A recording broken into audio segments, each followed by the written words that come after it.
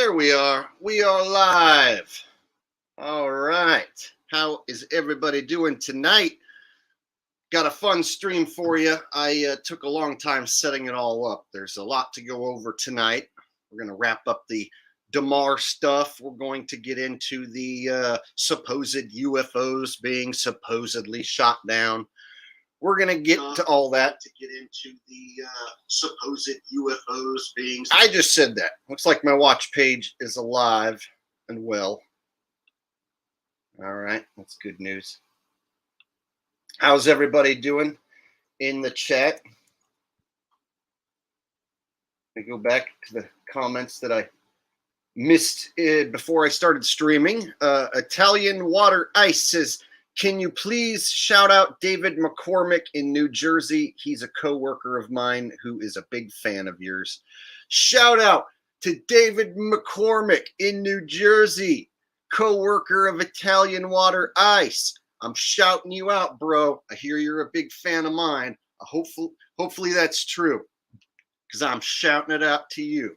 There you go. Got Rose Bellman here as well. Says, hello, everyone. Please hit the like. Indeed, I agree with that statement completely. Simon said, sup, Jake in chat. Sup, Simon said. Tommy Mayer says, hey, Jake. Danimal Z32 says, what up, Jake? Leslie Guy says, hi, Jake. Jonna X is here, another one of my beautiful mods. She says, hi, Faith, Rose Bill, and Andy. All right, everybody showing up here.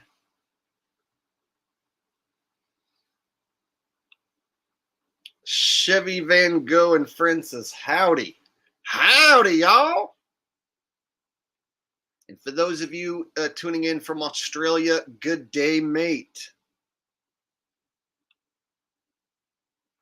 And for those of you tuning in from China, ching chong, ching ching chong, lick a dick, lick a ding ding dong. Right? Had to get that one in there. In fact, by special request, I am supposed to sing tonight for a very special birthday mod. Rose Bill, one of my mods, it is her birthday tonight. So it was requested that I sing for her tonight. Not only happy birthday, but the Chinese Ching Chong song. And of course, I just did part of the Chinese song. I can do the whole thing, of course.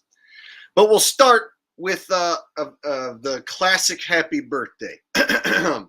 Everybody ready? And a one, a two, a 1, 2, 3. Happy birthday to you. Happy birthday to you. Happy birthday to you. Do-do-do-do-do-do. Happy birthday to you. All right, let's get serious. Happy birthday to you. Happy birthday to you.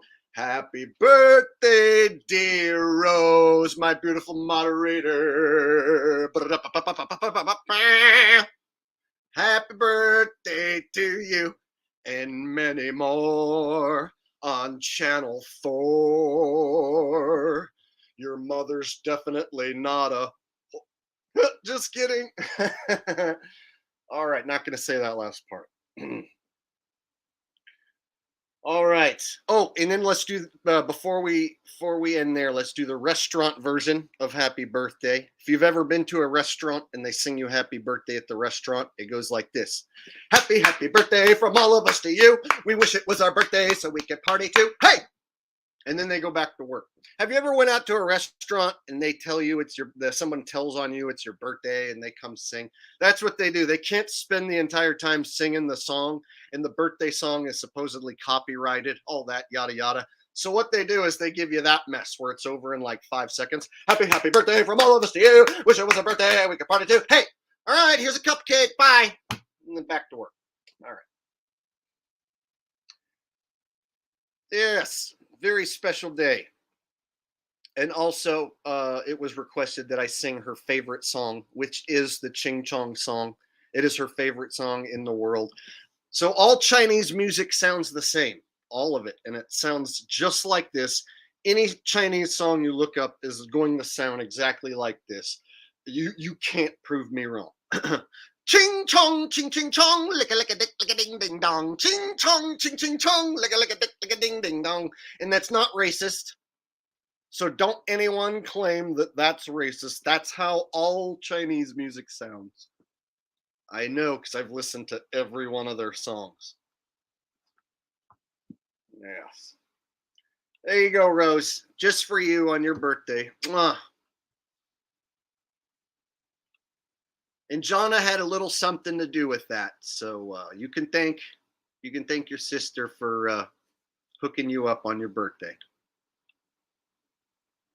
Okay, so with that said, you guys ready to party? Like I said, we got some. I want to wrap up the Demar stuff because I notice a lot of people are going with the clone and he's missing a tattoo stuff. So we're gonna sort through all that because there's a lot of people that like are getting duped, and the whole point of the psyop was to not just dupe the sheep, but also dupe conspiracy theorists. So I got to walk you guys through what I think's happening here. It's very basic, I think, and simple, which is usually how it works. So we'll get to that, and then I thought we'd go over how they've got more objects that they've supposedly been shooting down. So we initially thought they could be covering for a satellite balloon that got too low, a sataloon, if you will, or an International Space Station replica getting too low, so they made up a cover story with the Chinese balloon stuff. But then I changed my mind.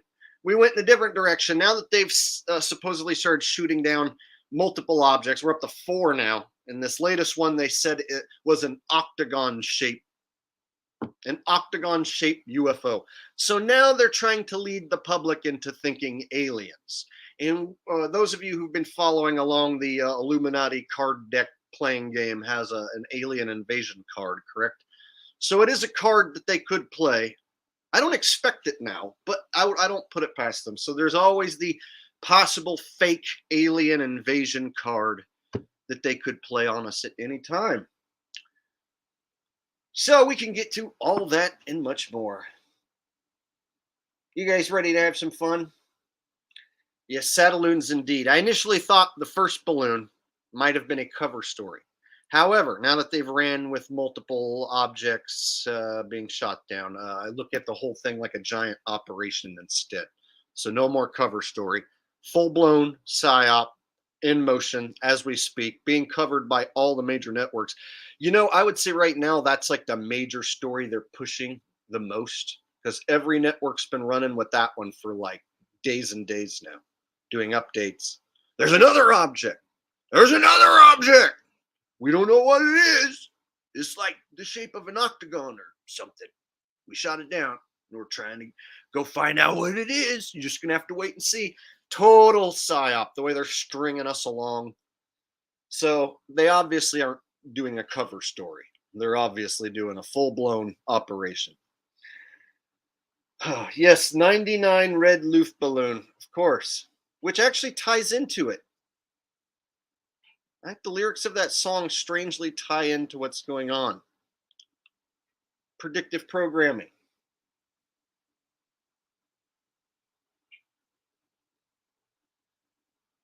Tommy Mayer laughing out loud already. Man, I haven't even started trying to be funny yet, and he's already laughing out loud. That's good. Good times.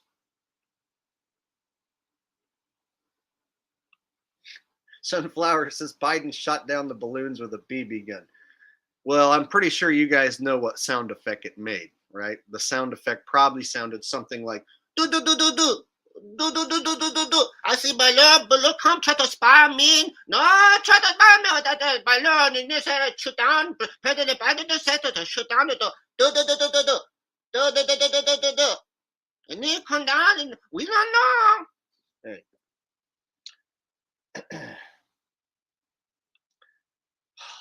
Debatement, here's the deal. They've hit me with so much in the last like 3-4 days that I haven't been able to like go through it all yet properly. So I'm thinking I might have to do a set, trying to cram the train and all the everything into this one is going to be, it would be too much. So I might have to do a separate video because they hit me with like 4 or 5 psyops in a row here. And so I'm still trying to like break down the final piece of the Demar stuff because we just had the Super Bowl. He was supposedly missing a tattoo. People are like, he's cloned, he's dead, he's cloned, he's dead, he's cloned. And it's like, no. They gave us the clone word. So they want you to think clone. So I got to break that down like again to get everyone on the same page. Paul Halo Cat. Sometimes I call you Hollow Quat. Paul Halo Cat says dinosaur with a thank you for the donation as well. Says dinosaurs were killed from the sky. The Great Flood came from the sky. Next reset from the sky. Yeah, see, I don't believe in any of those stories. So I think those are all fake stories. So I don't believe in dinosaurs. I don't believe in dinosaurs all being killed. And I don't believe, well, I think there could have been some floods and, you know, some places where there used to be water that are now desert, stuff like that. That, yes, but I don't believe in the like dinosaurs thing and a comet coming out of the sky. None of that shit. No siree, Bob. So I hope you're making fun of it.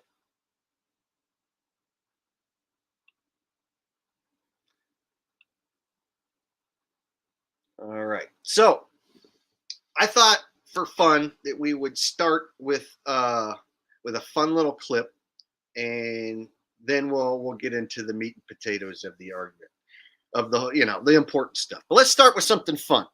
So I found this video of an Eagles fan who got really upset when his team lost.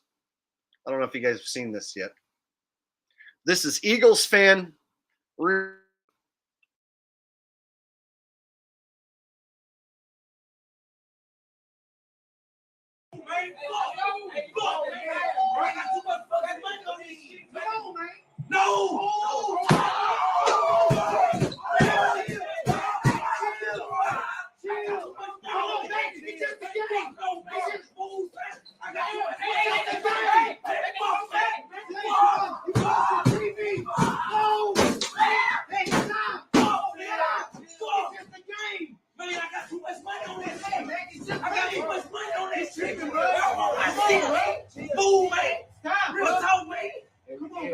You don't fucking understand. Fuck your bet, man.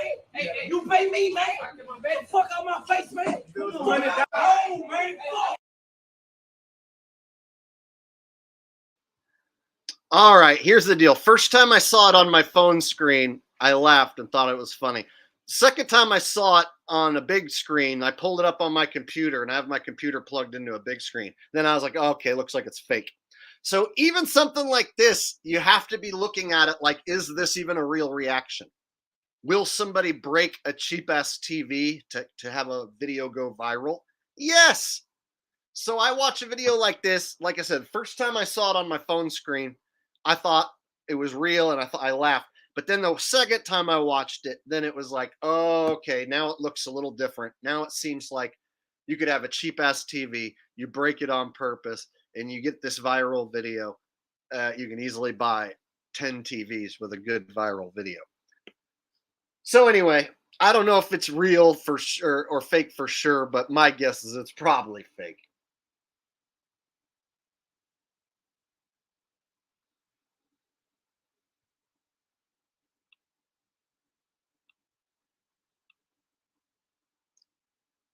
So somebody in chat and I just blocked the person. So just so you know, if you want to get blocked, you can suggest that I go debate Zach.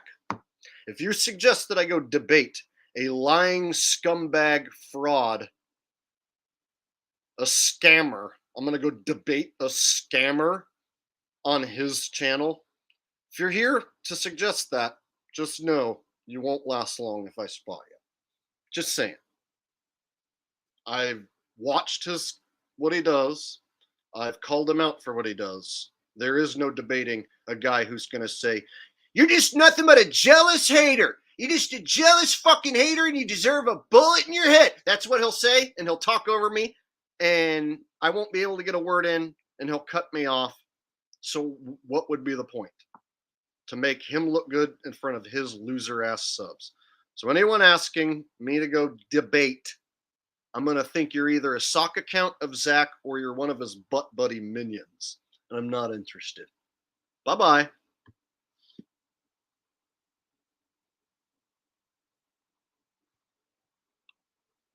The gematria guy. Zach Hubbard gematria guy.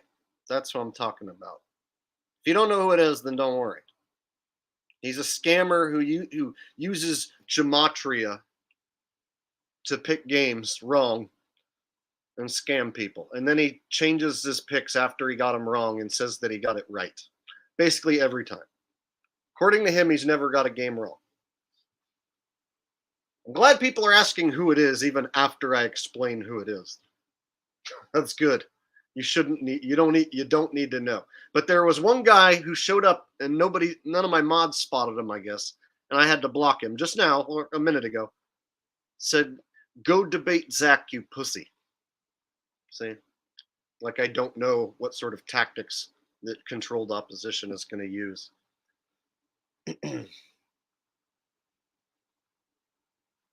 All right, we'll watch the clip one more time. Because to me, it just looks set up.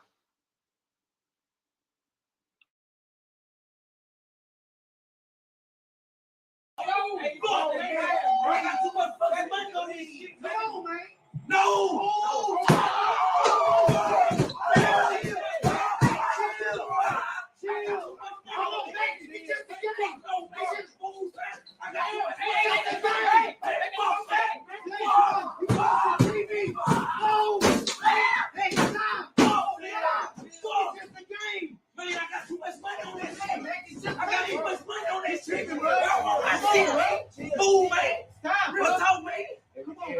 You don't fucking understand. Fuck your bet, man. You pay me, man. Fuck out my face, man.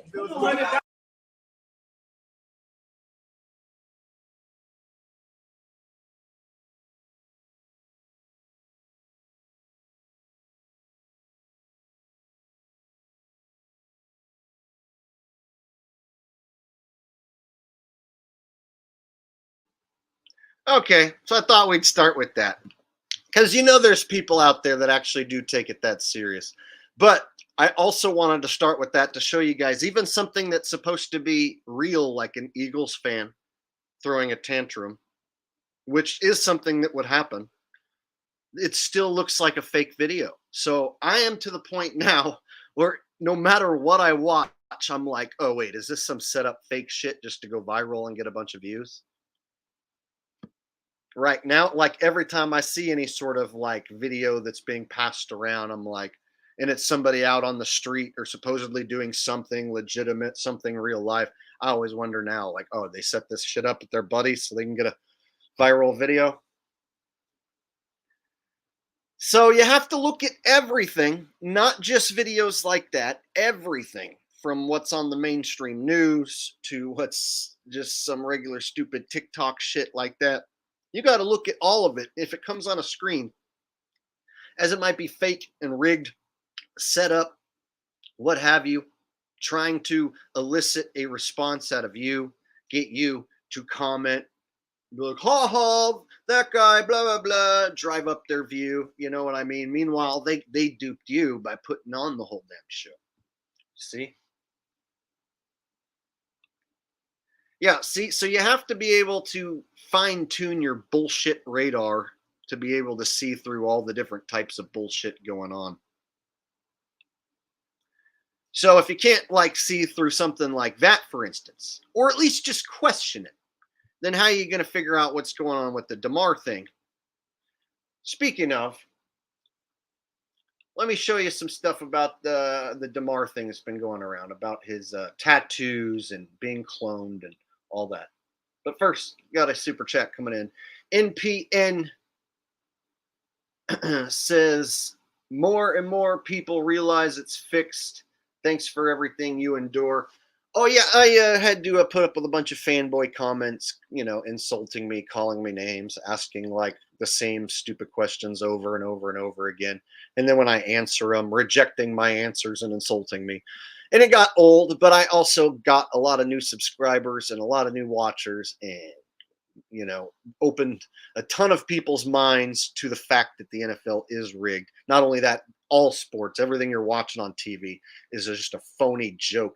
The whole world stage is literally like a play going on, and the elites at the tippity top have these people on puppet strings. So when you look at guys like Donald Trump, Joe Biden, what have you, they aren't even in control or running the world or doing anything. Putin, Ming Meng Ching Chong, the leader of China, these guys aren't actually in control. These are puppets playing parts in a big giant movie on TV. So anyway, thank you for the donation. I appreciate that. All right. So let me wrap up the Demar stuff, and then we'll get into the UFO alien invasion shit. But I definitely wanted to wrap up this Demar stuff.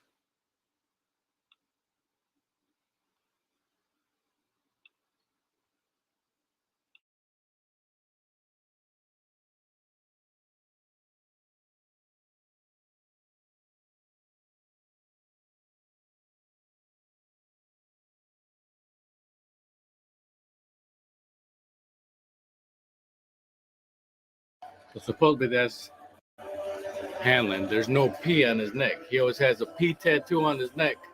There's no P tattoo on his neck. But he's got that tattoo on his hand. So no P tattooed on his neck. And his left arm's got that tattoo. And he's got the panda eyeglasses. Something's going on. No P on his neck.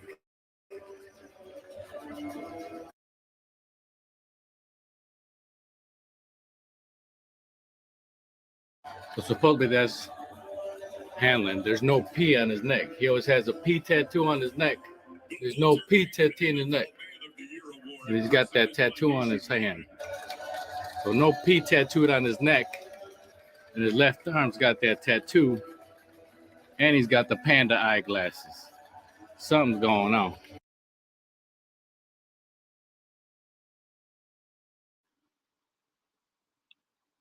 Something going on indeed.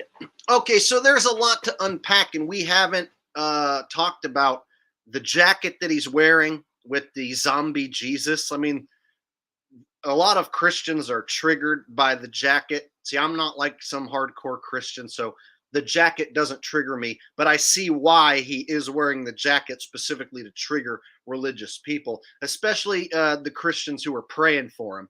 So the type of people who are going to pray, actually pray to a God for Demar on his behalf. And then he's basically like slapping him in the face. But it's not his decision. It's the people who control these puppets, whether it is Demar or not. We'll get to that. It's the people who control these puppets who make them do this stuff. So whether this is an imposter Demar or the real Demar, he doesn't choose to wear the jacket. He's told to wear the jacket. It's part of the show to elicit a response. So don't think that he, as a man, was like, I'm going to wear this zombie Jesus jacket tonight, and I'm Demar making my own decisions tonight, and I wear what I want to wear. No, he does not wear what he wants to wear.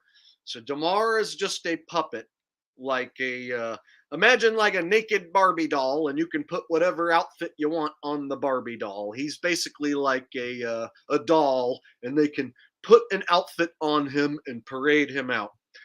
Now, whether or not this is the real Demar, that's a whole nother thing. I think they could possibly be using an imposter.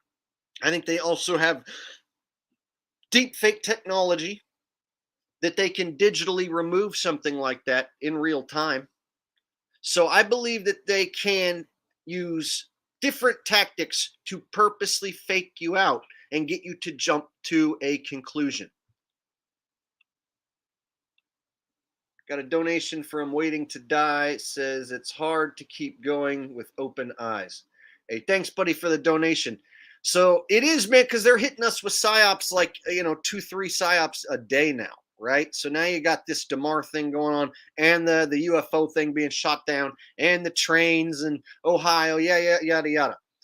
And then another hoax shooting and all that stuff going on. So they expect now that football's over that they're going to ramp up the psychological operations. Expect more psychological operations than ever before. Looks like that's what they're going for this year. Okay, so let me get back on track with this tattoo. I got probably 20 different comments on my Super Bowl breakdown that wasn't Demar and that the tattoo is missing on his neck. So people are jumping to a conclusion that it's definitely not him because he's missing a tattoo.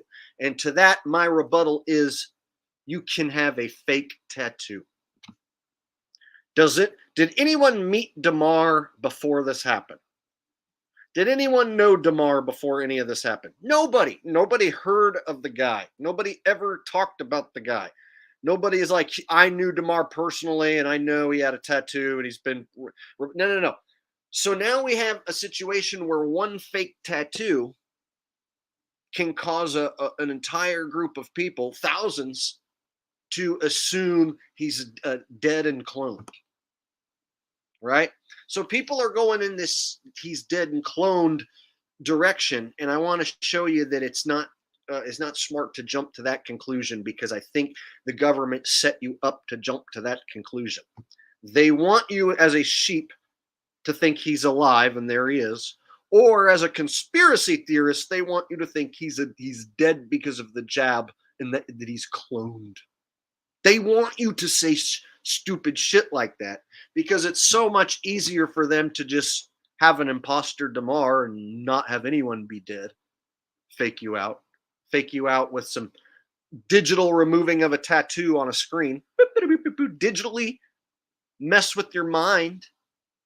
And you're going to say he's dead and cloned because of the jabberoo. Meanwhile, you never saw him take a jabberoo. There's no way he died because of the jabberoo, is what I'm telling you. That's not a possibility. Because everything else that lined up after it was all set up.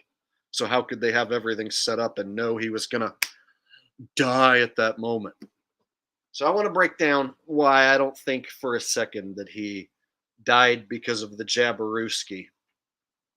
Why that's basically an impossibility.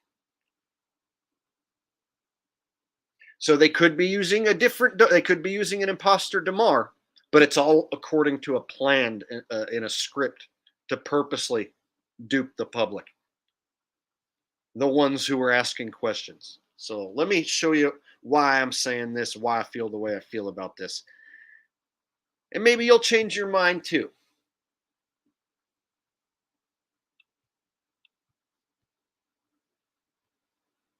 So when people say he's been cloned, the reason I don't want to use the word clone is because they gave you clone. So if they give you clone, as in Demar gives you clone, why the fuck would you say clone? That's what they told you. See? They gave you clone, and then you say clone? No. Let's break down this whole damn clone thing real quick. Before I break it down, Waiting to Die with a donation says they pulled confusion card and it is successful. Oh, they duped basically everybody on this one, except for the people who are saying it's all fake, like me. And there's very few. It's either sheeple believing that's Demar, he recovered, and it's a miracle story. He suffered commotio cordis and then recovered, and now he's fine, and there he was at the Super Bowl. They either want you to believe that, or they want you to believe he's dead and cloned because of the jab. They want you to make that leap. They especially want you to make the leap to say the word clone. You know why? Because it's right there on the screen that Demar said, or the government said. So the government's giving you clone. That's why I don't think he's cloned. Understand? Now let's step it up. If you think he's cloned, do you think they grow a full-grown Demar in a lab and then put him out there and say the word clone and actually have a new clone Demar that they made in a lab and grew real fast, and he knows how to act like a Demar? He knows how to be him, kinda. Or is it more likely they might have planned two Demars, the original and an imposter lookalike? or they could do some fake out, deep faking with the screen. I mean, if they can have a plane on a screen hit a building on a screen, but it not happen in real life, but people think the plane hit the building on the screen, and that was a long time ago when the plane hit the building on the screen. Now just think with a person, you could take away a tattoo, add a tattoo. So I'm convinced, there could have never been a tattoo, and then they can alter pictures and stuff out there and convince people that a tattoo has been removed. They can digitally remove a tattoo. A tattoo can be fake. You can have 2 Demars and him still not be dead from the jab. Do you understand why going straight to he's cloned is stupid? That will lead people to believe that you think that they grew a new Demar in a test tube and then propped him out there and gave away that he's a clone. Come on, guys.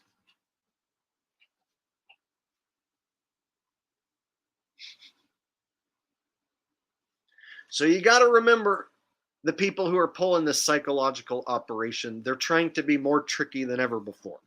They're trying to trick the people who are going to say it's fake. They want you to go down the clone alley. That's why they're giving it to you.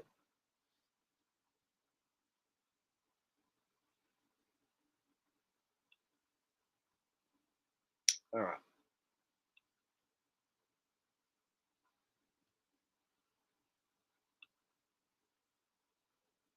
In the jacket, he doesn't choose to wear the jacket. He's told to wear the jacket. Let me show you guys the jacket. Let me get your opinion. I haven't went to you guys for the jacket. Give me your opinions on the jacket here, guys. What do you think? I want to hear opinions on the jacket.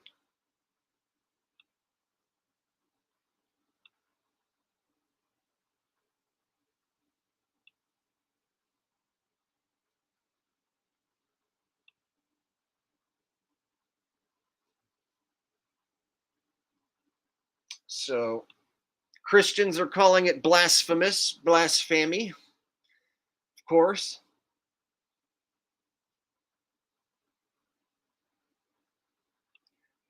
SG says it's satanic.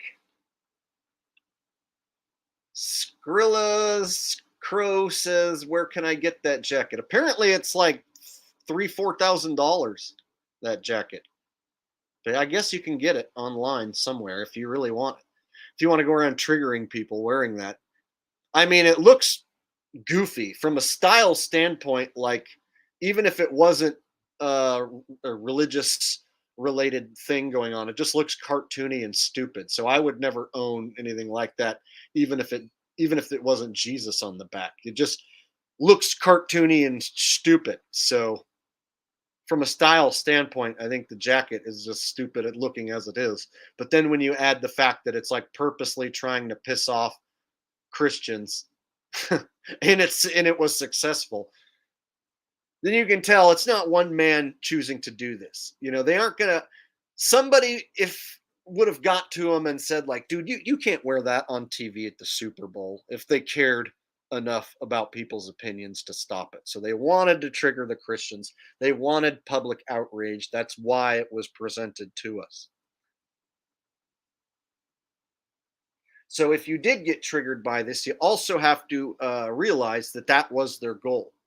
They want you to feel a certain way. So if you are, considering yourself a Christian and this is blasphemous, satanic, what have you, and it makes you feel a certain way, they are personally trying to like agitate you because they are that evil in a way.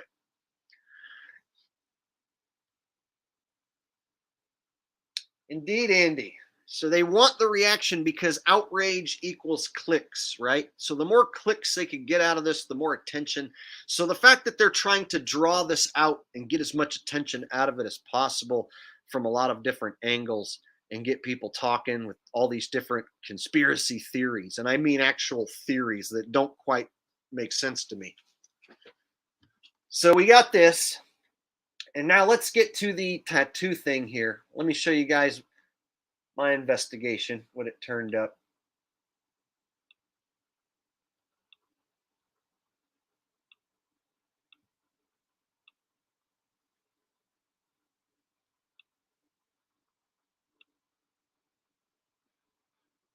All right. So it looks like I can see an outline of a P, but then it looks like it's been digitally altered. Look right here. It looks like this has been digitally altered. This picture. Look, see this line right here? Now, I'm not one of these Photoshop guys who can put it into Photoshop and take it all apart and stuff. I don't really know how to do that so much. So I'm just looking at it, and it looks funky to me, this tattoo. It looks like it fades away and disappears. And then this looks like it's been digitally altered.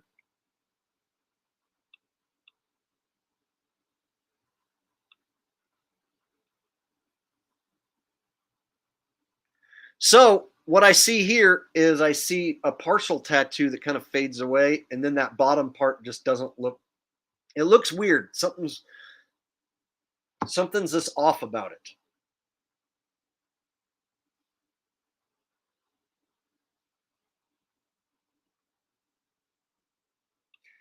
So I don't want to jump to a conclusion that he's dead if they're purposely trying to get us to jump to conclusions. I don't want to jump to a conclusions that he's cloned if they're purposely trying to get me to take that bait. See, I have to be really careful with what I say, because sometimes I'll think they're going in a certain direction, and then the very next night on the news they can throw a new detail into the mix, and now I got to go back to the drawing board and rethink what they're going to do. And so just like with the Chinese balloon shit, like I jumped the gun too quick, and I started thinking, oh, I know what they're trying to do here. And then like by the next day, now they've got more objects coming down, and now they've changed the story. So they're changing the story day by day and adding new elements to the mix. And basically, I can see it's a gigantic psychological operation, and they're duping a lot of people from a lot of different angles. And they're adding more layers, like to a story you think would be dead. They keep adding new layers to the mix. And so they definitely want people to be asking whether or not this is a clone, and then you either A, think it's crazy, or yes, think it is, and then you can tie that, bam, he's dead, to the VAXX, and then you're in that crazy conspiracy theorist box. And I guess they can use this to test, how people react to this sort of stuff, what they can get away with. So if they digitally remove a tattoo, have a fake tattoo, then they elicit this response, and they're like, okay, X amount of people think he's a clone, X amount of people totally aren't paying attention to it at all and just think it's the same dude. They could be using this as like a study guide, for statistical purposes. We really don't know. All right.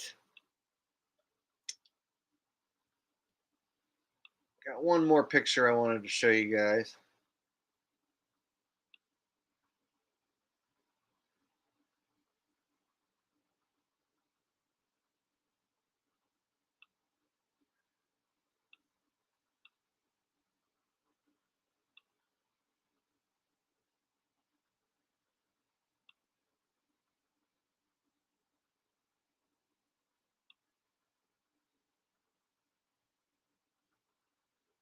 Yeah, see, so if you type in Demar Hamlin clone, they're purposely giving you Demar Hamlin is a clone is dumb. Bill's Demar Hamlin responds to the clone thing. So they want you to go with die. See the words die? No, Demar Hamlin did not die. See, they want you to go with die and clone. That's why they keep giving you that. They keep giving you that. And so I'm going to break it down from when it happened. I'm going to do it in a very logical way. I'm going to shoot down this story and prove that it's all fake, basically. All right.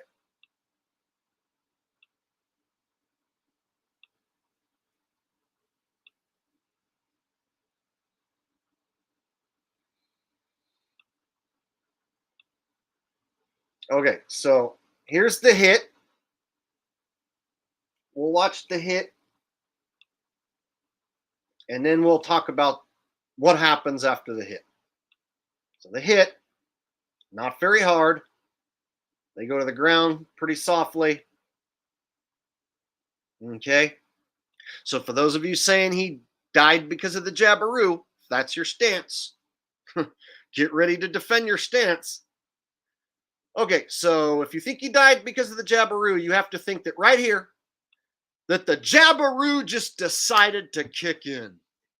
So if you think he died from the Jabberooski, right now, in that exact second, Demar just totally went down because of the Jabberoo, right? And there's a lot of people who want to go with that angle that the jab got him, okay? So you have to say that he sat safely on his butt and safely laid down right at that moment, unexpectedly,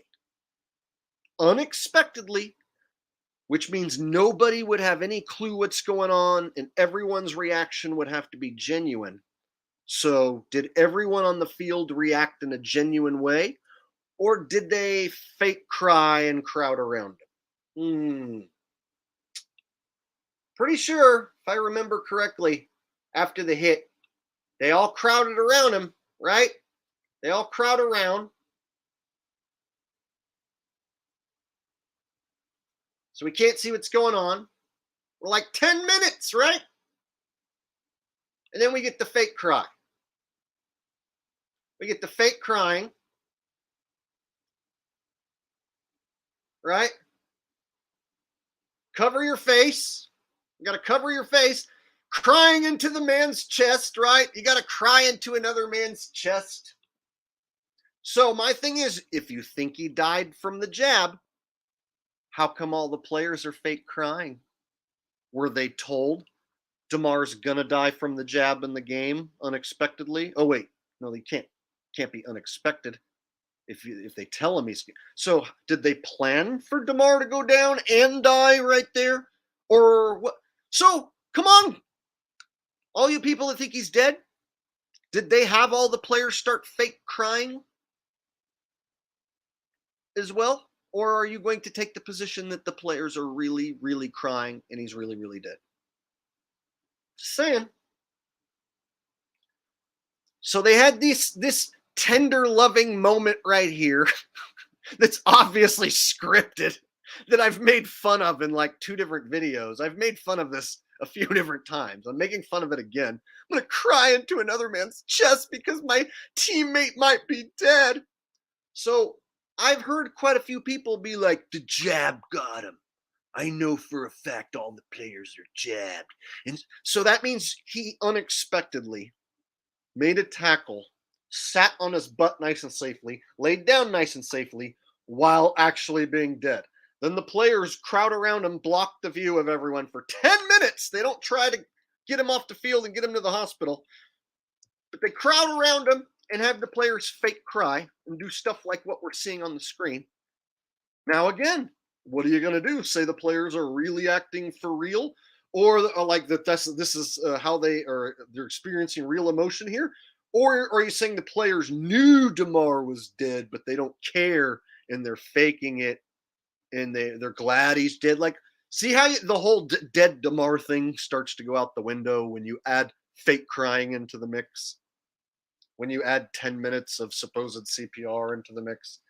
Jake Fagan says it's all just ways to further divide people. Indeed, they want you to be one of those anti-VAXXers who says retarded shit. So if you're anti-VAXX, like me, you got to say smart stuff, not stupid shit. They want you to say stupid shit. They're not going to get me to fall for this little charade. That's why I'm explaining it now. So everyone on board with the VAXX killing Demar, hey, I'm as anti-vax as it gets, but I'm not going to jump when they tell me to jump, and I'm not going to fall for this obvious operation set up to dupe sheeple and conspiracy theorists at the same time. Yeah, nice try. Not going to happen. Told you it was fake all along. Now, let me continue my case, if this isn't enough. No, Jake, those guys are really crying. Or no, Jake, they're in on it.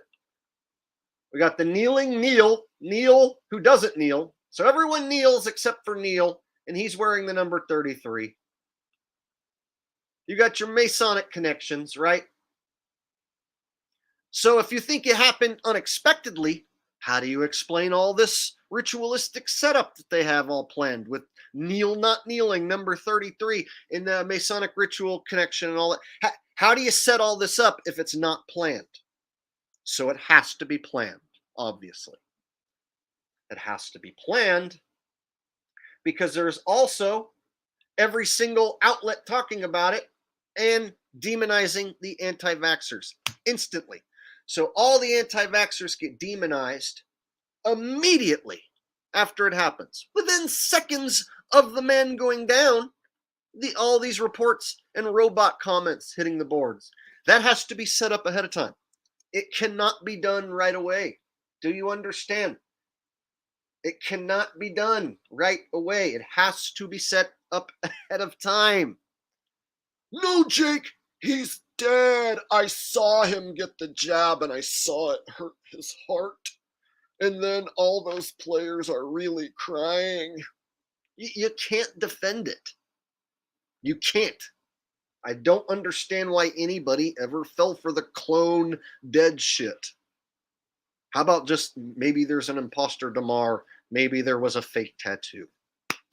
Pretty easy stuff. A fake tattoo is a lot easier than having to kill Demar and grow a new one in a lab and forget to put the tattoo there by accident. And come on.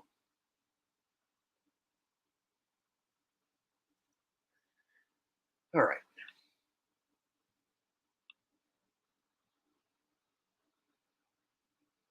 Oh, yeah. And then you got the doctor, the YouTube doctor, who calls it commotio cordis. So how does the YouTube doctor know right away? Why would there be a whole bunch of, it wasn't just him, it was like a bunch of YouTube doctors, the same night the injury happened, all released the same video saying it was commotio cordis. That means they had those dudes on board ready to go. That means it was planned and set up. You can't have an organic, unexpected vax injury and then have this doctor set up ready to go with commotio cordis. It's not possible. Understand? If it was an unexpected injury, they would have hushed it up, got him to the hospital, and played the damn game and not talked about it. And then updated us maybe the next day or later that night quickly. So they wanted it out there for everyone to talk about. And they even had a fake doctor ready with commotio cordis, something none of us had ever heard of. So none of us ever heard of Demar. We only saw him on a TV screen. None of us ever heard of commotio cordis. And it all just happens. Now everyone's like, oh yeah, Demar for sure, this, that, and the other. Commotio cordis, blah, blah, blah. Dudes, nobody ever heard of this guy or commotio cordis.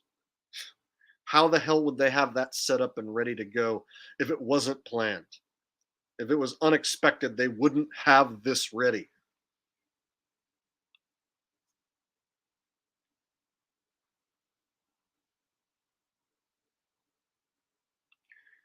All right, we got the donations.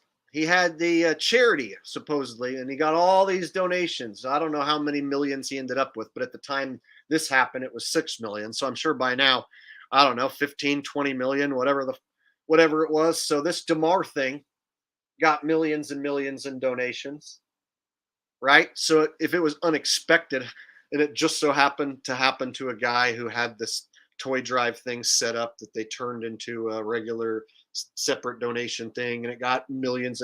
There's too much stuff set up. It has to be pre-planned. All of it. Right? So when you look at all these connections, I don't know how anyone can think that the VAXX got him. How? That doesn't make any sense from any angle, except that you don't like vaxes. That's cool. I don't like them either. But that doesn't mean you should make shit up. Like anyone who dies is now, it has to be the VAXX. Come on. Wake up. Wake up, y'all. 50% pain with a donation says, hate how the left acts like the VAXX is 100% safe. Yeah, they either want you to to be on one side or the other. And if you're on the side that's anti-VAXX, they want you to be like a Trump supporting Quanon quack who thinks Demar got killed by the VAXX. That's what they want you to think. And that if Trump were here, he'd have saved him. Paul Halo Cat says, Jake, we share the same logic to a certain degree. Dude, here's my thing is I called this fake from the beginning. I said, this is fake, fake, fake all the way around. They're totally duping the public. And then I updated you guys. Every time they went with some new information, a new angle, I updated you. To the point where now it's like they even have he even has a new tattoo. And this is all information that I add to the list that proves my point that it's all set up. Look at this new tattoo. He got a new tattoo of a spaceman sitting in this, the Zen position or the Baphomet position. So he's got the spaceman sitting in the Zen position out in outer space tattoo now. Supposedly.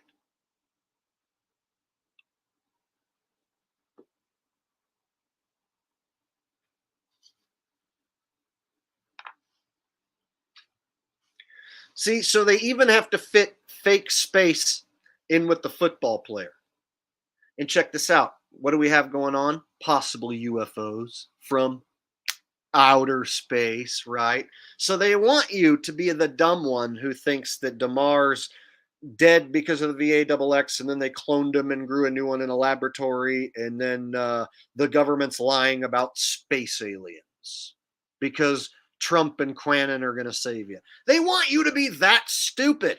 So if you believe in any sort of conspiracy, they want to shove Alex Jones down your throat and get you thinking some controlled opposition bullcrap and spouting that bullcrap so that they've got you underneath their thumb. So that only truth you know, you get cut off and you don't ever actually get to the full truth. You don't actually wake anyone up to what's really going on. If they can keep you parroting just like a partial truth, then they've got you.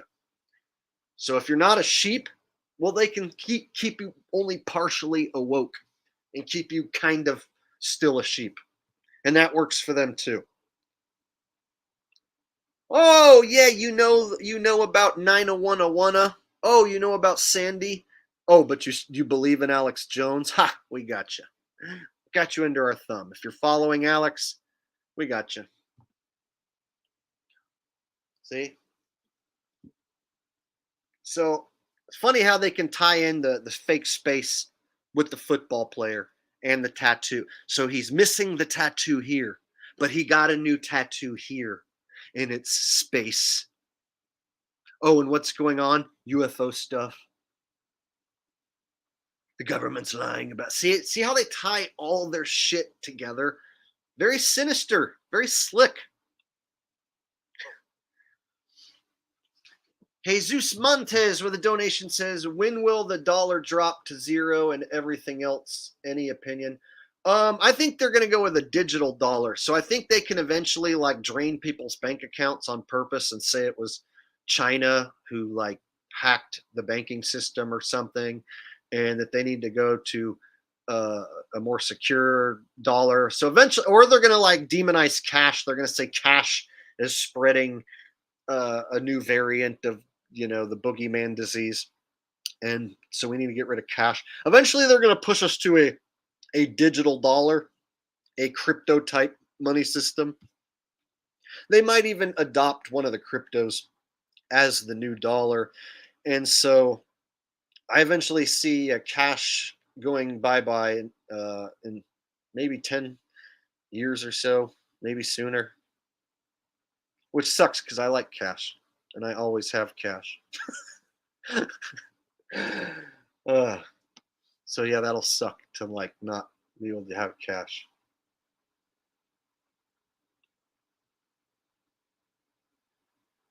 Even though the cash has pictures of Illuminati pyramids and shit on it, it's still better than digital. Right? So I'll be the first to admit my cash is totally like an invention by the crooked elites, and the dollar's worth is plummeting, your purchase power is plummeting, but I'll still take cash over the digital shit. So I couldn't tell you the exact date that happens, of course. There's no way I could know that the day that everything goes to zero. But thanks for the donation, buddy. And your second donation, Jesus Montes says XRP. I've heard that XRP might become the new reserve, but that could all just be bullshit to get you to buy XRP. I don't know. So I went through my crypto phase where I made a lot of money with the crypto. Well, I was up. I shouldn't say a lot, but I was up a good amount, and then it dropped and I didn't sell. So I'm still sitting on my crypto waiting on it to go back up and be as good as it was.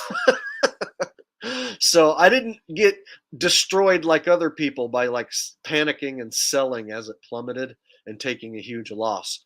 But right now, the crypto that I have is not worth anything of what it was worth back when Bitcoin was at 69,000. So if Bitcoin goes back to like 69K or above, shoots up on the next bull run to 100K, the crypto that I have now, I'm just going to hang on to it until then, and then maybe I'll sell. So I'm just basically, I'm in the game of like, I bought some crypto, it went down, and I'm just going to wait for it to go back up. I'm not like dependent upon it one way or the other. And then your gold and silver, those are rocks. You know, you got to think that by now they can create silver and gold artificially. If the world's bigger than we're told, there could be a lot more gold and silver out there than we're told. So you got to factor all that in with gold and silver. And then if you physically are hanging on to it, then you got to protect it. So in a case of like apocalyptic time, zombie apocalyptic case, how are you going to protect all that? Then it becomes a chore to have to protect your ammo, your guns, your gold, your silver, your food supply, yada, yada, especially if you are known as the guy who has a huge supply. So if you're known to have a big supply, then you're going to be on people's radar in the situation of apocalyptic zombie takeover type shit, right? People are going to be like, oh, let's go raid that guy's house who's got all the guns and ammo and shit. Let's just team up and burn his fucking house down and loot him. See, so no matter what you do, in the end, you're surrounded by their towers. So anybody thinking that you're going to like fight back, just remember you're surrounded by their towers. At any point, they can flip the switch. Jesus Montes is right on, G. You are one of the few truth seekers. I'm one of the few truth tellers. So not only seeker, but truth tellers. So there's other people out there seeking it, but they aren't always opening their mouth and saying it like me. And you won't find many on YouTube who say it like I do and tell it like it is. See, I don't fill you full of like rainbows and fairy tales of like, we're going to fight back and we're going to beat all these elites. And we got these elites right where we want them. We got these elites running scared. Just trust the plan, trust Quanon, trust Trump. We don't do any of that horse shit around here. We don't trust any plan. The only plan in place is the evil one. And it's going according to their plan.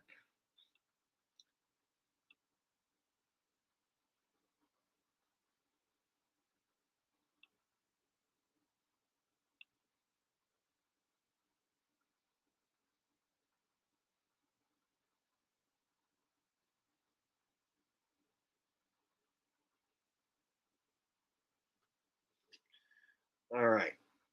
So I hope you guys can agree that this was a set up psychological operation, this Demar thing. No, he's not dead and cloned.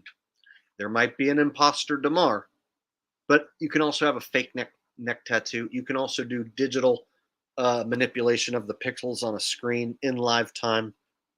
I mean, there's a little bit of a delay on sports games, and they can do layering effects. They can do all sorts of different stuff digitally.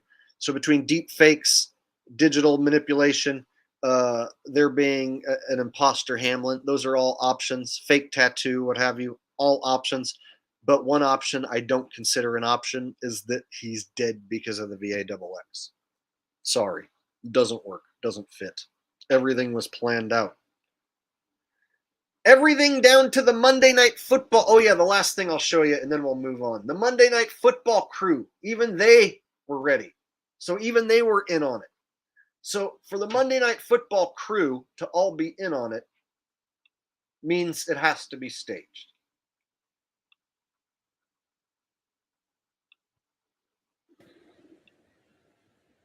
Okay, Joe, we're watching just this emotional scene play out in Cincinnati from here in our New York studios. Demar Hamlin, the Pitt grad, 24 years old, administered CPR down, obviously, for an extended period of time. And just to watch the emotion in the players' faces, the fear, I mean, really just terrifying that he was up, collapsed to the ground. And it's one of those things, the hit doesn't look bad, but Boog, I mean, often that's how it is. It's not necessarily about a big hit. It's about the type of hit. Yeah, Susan, we play a violent game, and man, you just hate to see it. That's all. I just pray for the young man, pray for his family right now. That's all I can say. All I know how to do right now. Boog, when a teammate is down, and then the game is expected to resume, how as a player do you gather yourself?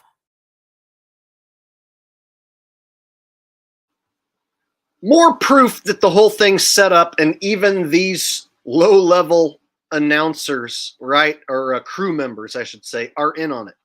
Because if they weren't in on it, they would be stumbling over their words. This happened unexpectedly. They shouldn't know what to say. But here they are being given the segment, and they've got to what? Kill time? So we're supposed to believe that this is real reaction happening off script? Yeah, right. You think they're going to go off script, real reaction, and just let them make something up off the top of their head while a guy's injured for real? Get out of here. You can see it's all scripted. They're all taking turns, saying their little part, pretending to be all upset in the moment over a guy they don't know and have never met, right? So the fact that they have even the low-level cronies, the crew members, acting and reading lines here proves it's all set up. They wouldn't have all this ready. They wouldn't have these people prepared and ready to do this if it happened unexpectedly. If this was unexpectedly and they're like, oh, we need you to kill time, they would be fumbling over who should say what right here. They would be talking over each other and trying to come up with some shit on the spot. But instead, it's not like that.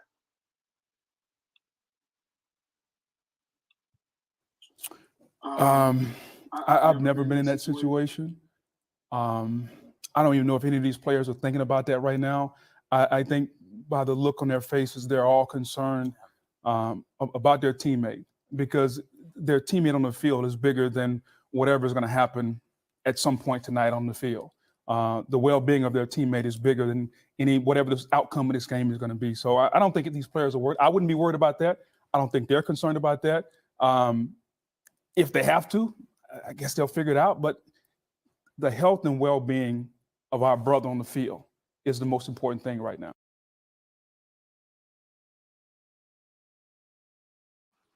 So I'm to believe he made that up on the spot. The health and well-being of this man, more important than they all had to reiterate how much more important that the health of this man is over the importance of the football game to prepare you for the fact that's going to be canceled, right? But this all happened unexpectedly. Jake, he died from the VAXX. I saw the VAXX get him. Oh, and then the Monday Night Football crew, or Thursday Night Football crew, or Monday Night Football crew, they all just had their lines ready and prepared? Okay. So Mike B says, Jake, did you see what Cox is wearing under his suit before the Super Bowl? Cox? I don't know who you're talking about, dude. No, I guess I didn't.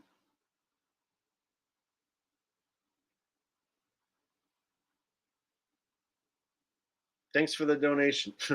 Tell me what it is.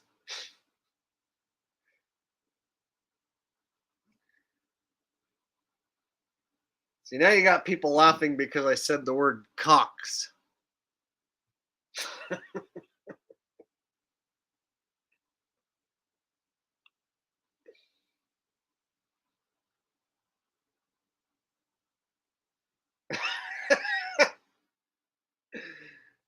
That's not what I meant to. This is what I meant to do. He said, the Grinch says he got cocks under them jeans.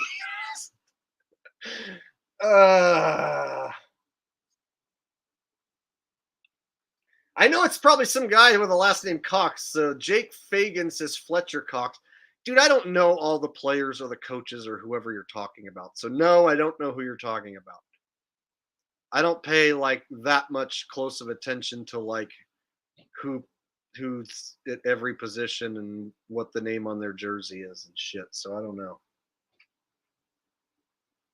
That's why in my rig breakdowns, a lot of times I'll say this Eagles guy, you know, that Rams player, this Saints dude. Because I don't really know these guys.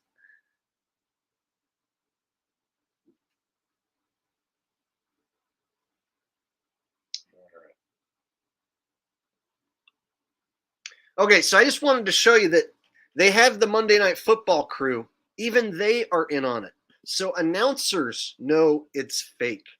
Do you understand, like, when people tell me they don't think all the players are in on it because that's impossible? The announcers are fucking in on it, dude. So anyone who tells me, Jake, I think you're right, it is rigged, but no way are the players all in on it. Yes, they are. That's why they were fake crying. That's why Demar sat on his butt and laid down and then they fake cried, because they're all in on it. There isn't a possible way that they cannot be all in on it. And then here's the football crew who happen to be in on it with their script ready to go.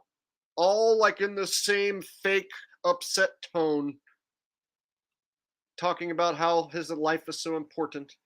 So Little Wooddale says, I'm late, but the guy who broke the TV is an IG comedian. Definitely a skit. Yeah, I know. I purposely showed that it was a most likely fake. And see, I didn't know 100%, but thank you for confirming it is fake. So my suspicion was it was fake, but I showed that to show people how no matter what it is you're watching, whether it's the mainstream news or even some supposed Eagles fan breaking a TV, like people are out there trying to dupe you. People are out there to try and fake you out and elicit a response out of you. So I purposely showed that and pointed out how I thought it was real when I watched it the first time on my phone. But the second time I watched it in more detail, I instantly figured out that it wasn't legit. And when I showed it to you guys, people were like, fake, fake, fake. So you guys know, you're like me. You can see something and tell, even if it's like supposed to be like a home video on TikTok, like, oh, no, it's still set up, rehearsed.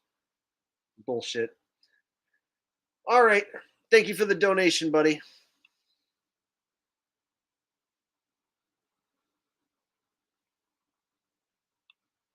Okay, so we'll put the Demar thing to bed now. I just wanted to go over the reasons why I don't think for a second that he's VAXX injured. I don't think for a second that he's dead. I think we could have a possible imposter situation where there's a second Demar. However, that doesn't mean that original Demar has to be dead. In fact, they could switch them both out interchangeably just to screw with everyone. What would you do then? How would you know? Mike B with a donation says, I think his name's Fletcher Cox. He was in a shiny suit. I'll take your word for it. I missed it.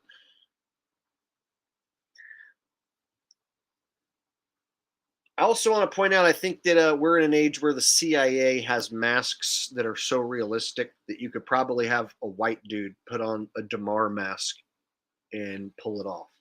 So I think we're in the age now where you can have super realistic masks, like CIA level, like ones that you can literally, like ones worth thousands and thousands of dollars, you know, like a priceless mask that you can put on someone else's face. And it's like, goes all the way under your lips and into your mouth and shit, to where it's like as real as it can be, like Hollywood level makeup type shit. And I think that if they have that, then they can have anyone be Demar. Just like they can have anyone be Joe Biden, they can have anyone be Demar. Kelly Christine says, one more Demar thing. What about his CGI videos? Yeah, I think they're testing the public. I think they want you to I think they want to see how dumb people are with the deep fakes. And then if you do think that there's a deep fake going on, they want you to jump off the cliff and say he's dead and cloned. See what I'm saying? So if you start asking questions, they want you to completely jump off the cliff with the he's dead, he's cloned thing, right? That's kind of how I see it. Like, they don't want you to just point out that the whole thing could be fake. They want you to make yourself look like a retard and say that he's dead and cloned when they're the ones handing you that.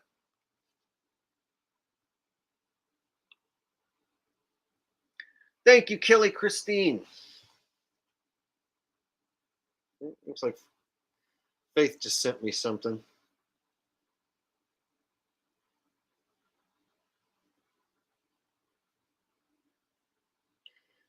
So Faith just sent me a text, says East Palestine, or it's a link to a article. It says East Palestine weeks away from launching new My ID medical service. Consider me shocked. East Palestine, a small device is ready to be used in a small town to make a big impact. East Palestine is excited to make an important medical device available to all 4,700 residents. On Sunday, there will be a special meeting to share more. Interesting. Yeah, the medical industry is definitely there for evil purposes, and the more of the fusing of medical with computer is just all bad. It's their goal to get lots of different computers inside your body to report any problems. So they eventually want to go towards nanobots, of course, like little robots that are in your body that you know about, like they put there on purpose that you want inside your body to let you know if anything bad's going on inside your body. So they'll sell people on how awesome fucking this technology is to like avoid getting a heart attack by having this monitored nanobot inside your body that monitors your heart constantly. And if anything goes wrong, it'll tell you quicker than any other form of technology out there. It'll tell the hospital before you even get there that you got a problem. See, you see how this can be used against you real easily, but they'll make it out like it's the greatest thing. So basically the most evil thing you can think of is like putting a robot inside someone's body that you can kill them with. But they'll make it out like that robot inside your body is going to save you and let the doctors know exactly when you have a problem before you have a major problem so you can be safe. See, it's an evil deal what they're doing here with the medical industry, with technology in general. So they're using technological advances to exterminate human beings more quickly and efficiently. Mike B said had a square neck blouse on under suit. Oh, interesting. I'll have to look it up real quick. Let me get to these other super chats and then I'll try and find it.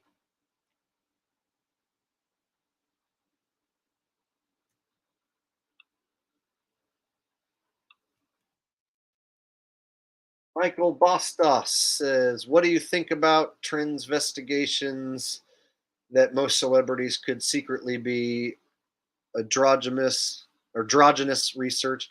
So I think that as far as all celebs being inverted is not true, because you can have a guy pretend to be a woman, but he also could be pretending to be a guy.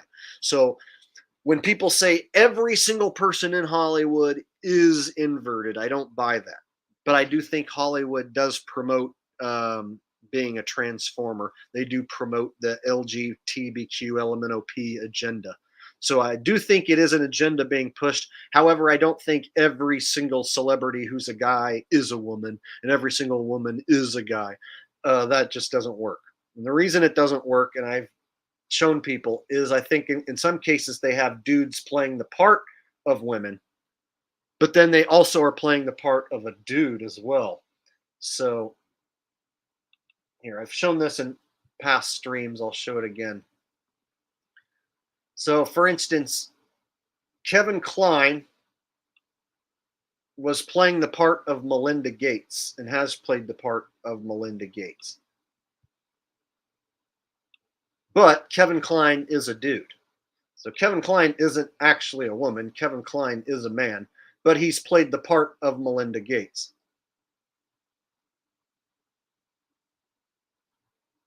See? So if you say like everyone in Hollywood is inverted, well, Kevin Kline isn't a woman who pretended to be a woman. Kevin Kline is a dude who pretended to be a woman. But he's also an actor who is a dude, Kevin Kline. See what I'm saying? So I don't like to say everybody is completely inverted.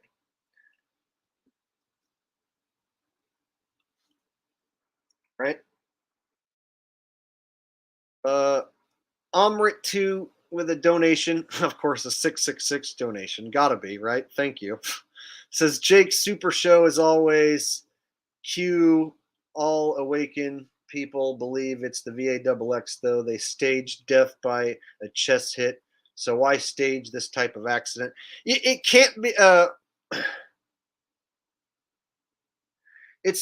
whole thing is just staged, and it's a psyop, and it got a bunch of people to talk about it. It got a bunch of clicks. It got a bunch of people emotionally invested. So it served a purpose for them. And so I can't always point out exactly why for sure they do what they do.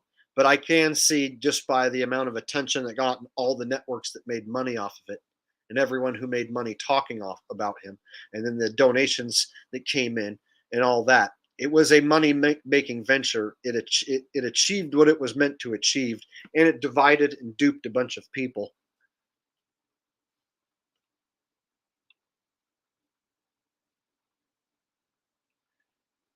All right.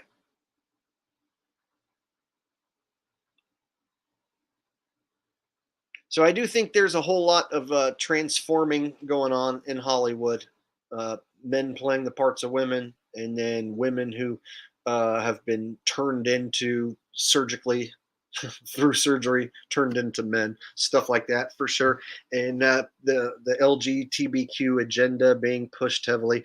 However, I don't point to every single male celebrity or every male athlete and then say that's a woman. And I don't point to every single woman and say that's a man. However, there is definitely that going on. So, for instance, like in the WWE, I think the majority of the roster of women wrestlers are actually dudes. However, I think there might be a few women on the roster, a few that actually look feminine and could be women. But the majority of wrestlers on the WWE roster that are said to be women are totally dudes. And I've actually done full like segments on them. Charlotte Flair, Bianca Belair, several. Yep.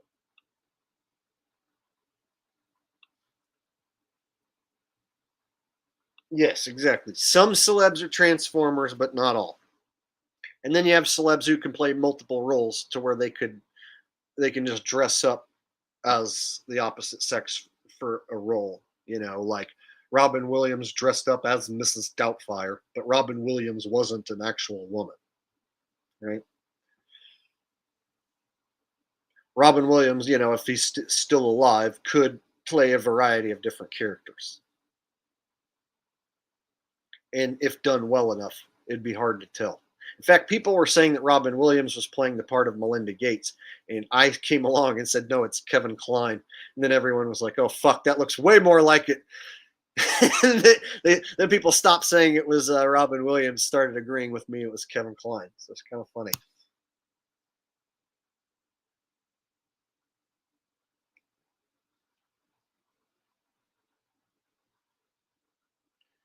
Paul Halo Cat says can't go 8 miles down below surface and can't go more than 120 feet up and can't go north to south continuously. And shit, dude, we personally can't dig down anywhere near that deep. So you'd have to have special equipment and permission from the government to even try to dig down 8 miles and even prove that part. So as a regular person, we can't even prove that's true. Right? So, because we can't do it ourselves. We'd have to have special equipment and permission from the government. So, and then I think you mean, when you say 120 feet, you mean 120,000 feet? 120 feet's not very high, bro. I hope you mean 120,000 feet.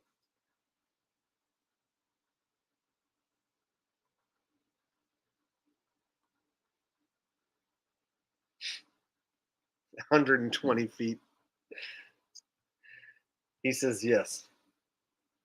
I would hope so. He meant 120,000 feet.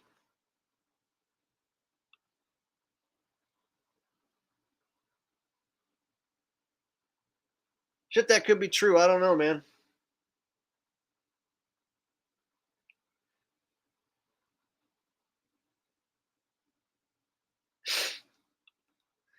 Adam Miller says, Jake, you talking about Robin Williams is still alive? I said he could be. When it comes to celebrities dying, you have to consider that they fake their deaths. So, you know, guys like Prince and David Bowie and Michael Jackson and different people, Tupac. These are characters on the world stage, and they can be retired from the world stage through ceremonial fake death. And then they can play the part of a different character, or maybe they can just go retire and live in a place where none of us regular people are going to spot them. So, and then some people think, you know, that they get sacrificed, that they do rituals and sacrifice them. So I think you can have celebrities die for real, unexpectedly, and then they carry on that they are still alive. I think you can have celebrities get killed and carry on that they're still alive. And I think you can have celebrities fake die. All those are possibilities.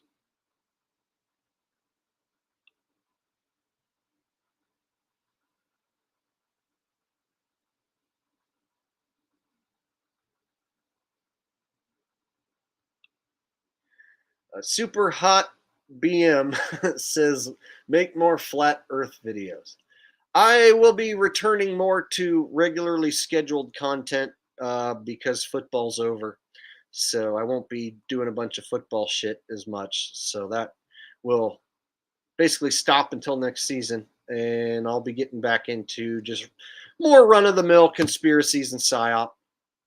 So I'll definitely have to do another stream with Q and Fee, and we'll have to break down how the Earth isn't a globe, how the Earth isn't a flat pancake, and how none of it makes sense. So basically, every 6 months, every year or so, I'll rehash flat Earth information and let people know how the globe doesn't work, the AE map model with the circle map at Circle Sun, that one doesn't work, and how nothing seems to make sense, and how we live in a place that's absolutely magical and unexplainable in a lot of ways. So I usually have to rehash that at least once a year. So I'll have to bring Q and Fee on again soon. Jake Fagan says Tyler Perry's eyes, man. Tyler Perry's eyes.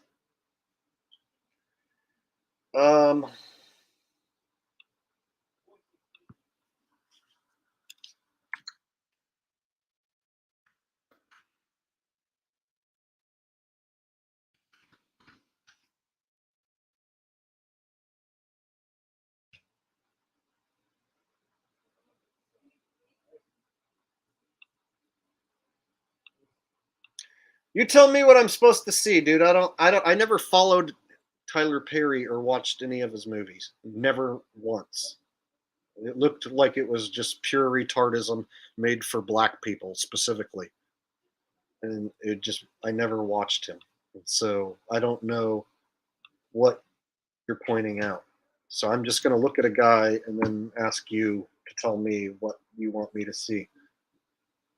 I'm being honest with you. I never watched a single Medea movie. I heard it was pure retardism, so I never watched it. If that sounds racist to you, well, I'm sorry. I don't like retarded black people movies made specifically for black people who have a different set of humor than me.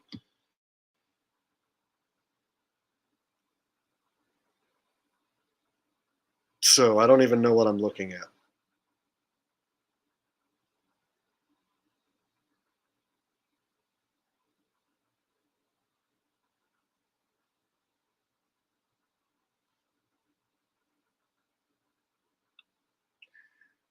Okay, you want me to zoom into his eyes? All right, man. Well, I'll try.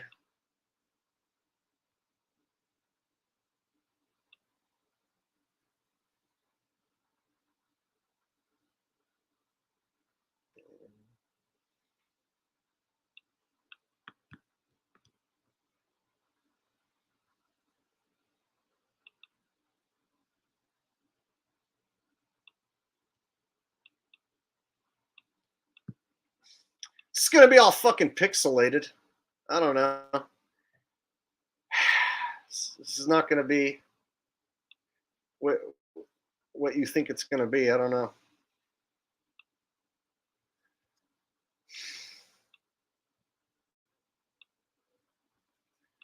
Okay.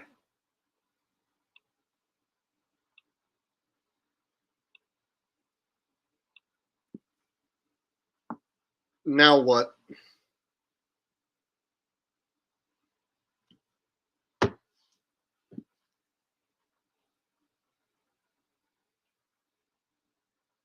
I'm sorry, but I'm getting like a little bit like agitated because I don't know what you want me to see because I don't know any. I don't watch the guy. He's just some stupid fucking actor who made retarded movies for monkeys. Literally, I don't care if anyone thinks that's fucking racist. That's what I look at when I see these guys. Like, hello, I'm gonna wear a dress and be a lady. Hello, oh, funny. Let's make 20 movies. Now tell me what the fuck I'm supposed to be looking at. Because now you irritated me. Thank you for the donation, but you agitated me by making me stop and look at this.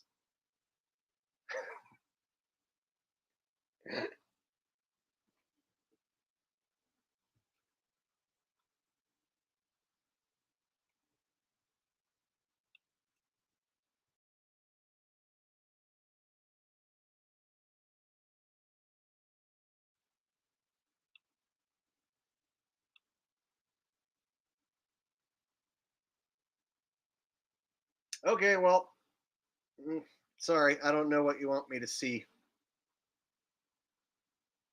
You basically just like turned my stream into like let's have Jake be racist moment.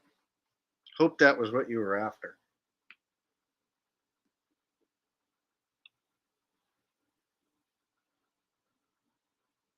Yeah, I mean, I know if I pulled up other pictures, it's just gonna be his eye. It's gonna be some black guy's eyes. So I don't know what we're supposed to see.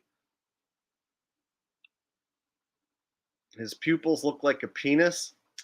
Okay, I'll try it. I'll try and pull up another one. Let me try and pull up a totally different one and zoom in.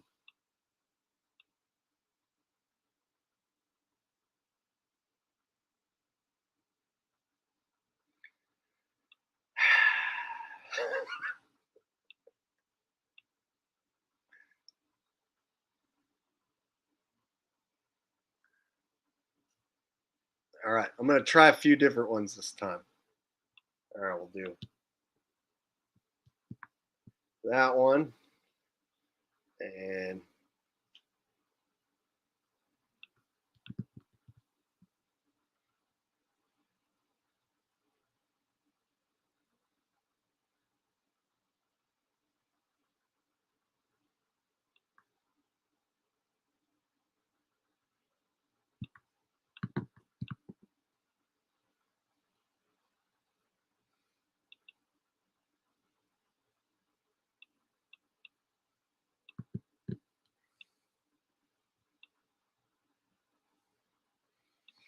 Okay, here comes some more pixelated eyes. You guys ready? Let's get those pixelated eyes.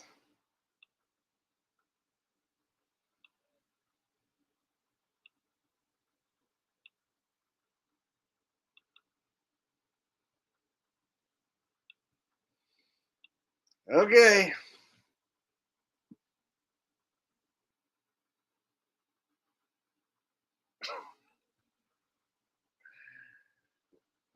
Some pixelated eyes, man. Yeah, I'm losing the. Now everyone's like getting pissed off. Now no one wants to do this anymore. Anyways, who cares? Yeah.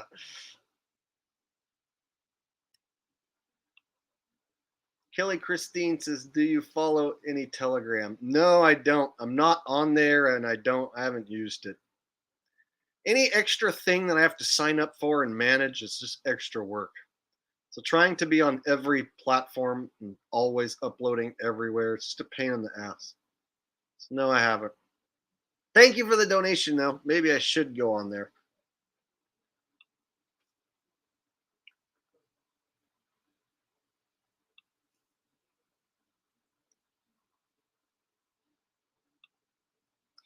Kyle Hodgson says, Jake, don't F with Asians or blackle people. Oh, okay. Because you said so? Why, what are you going to do if I did?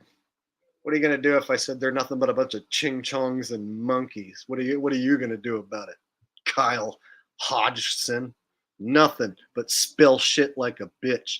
So keep spilling shit like a bitch, and I'll keep doing whatever I want. And we'll just have a fun stream. All right.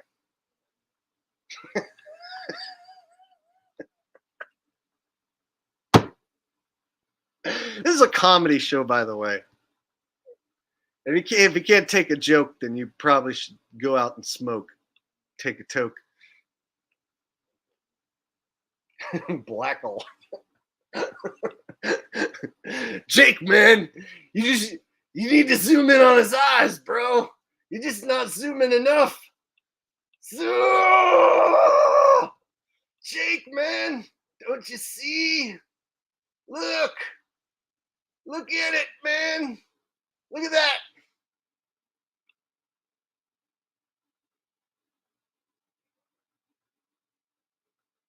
Oh, now I see. It's a penis. He's got penis eyes.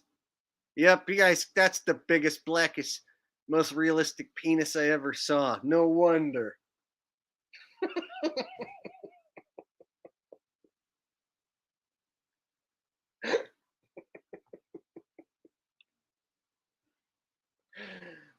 That's a big black cat.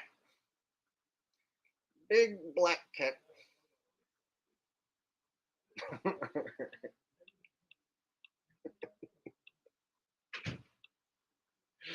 All right.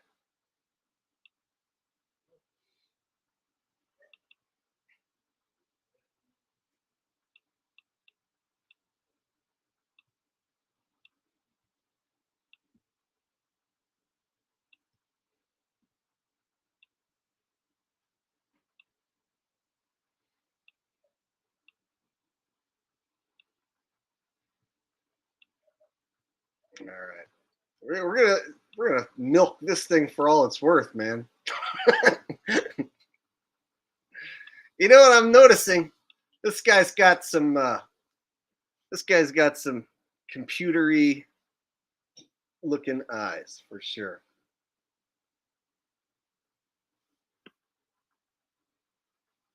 This guy's got super pixelated eyes, doesn't he? Is that what I'm supposed to find? I still don't know what I was supposed to find, like what the whole purpose of this was. Am I supposed to find that he's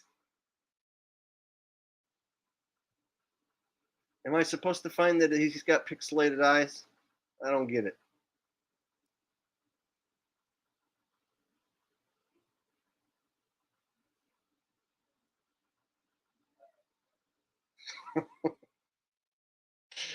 I still don't understand what I was supposed to see. I think I'm about ready to give up on it, though. I think I've lost like 100 people talking about this.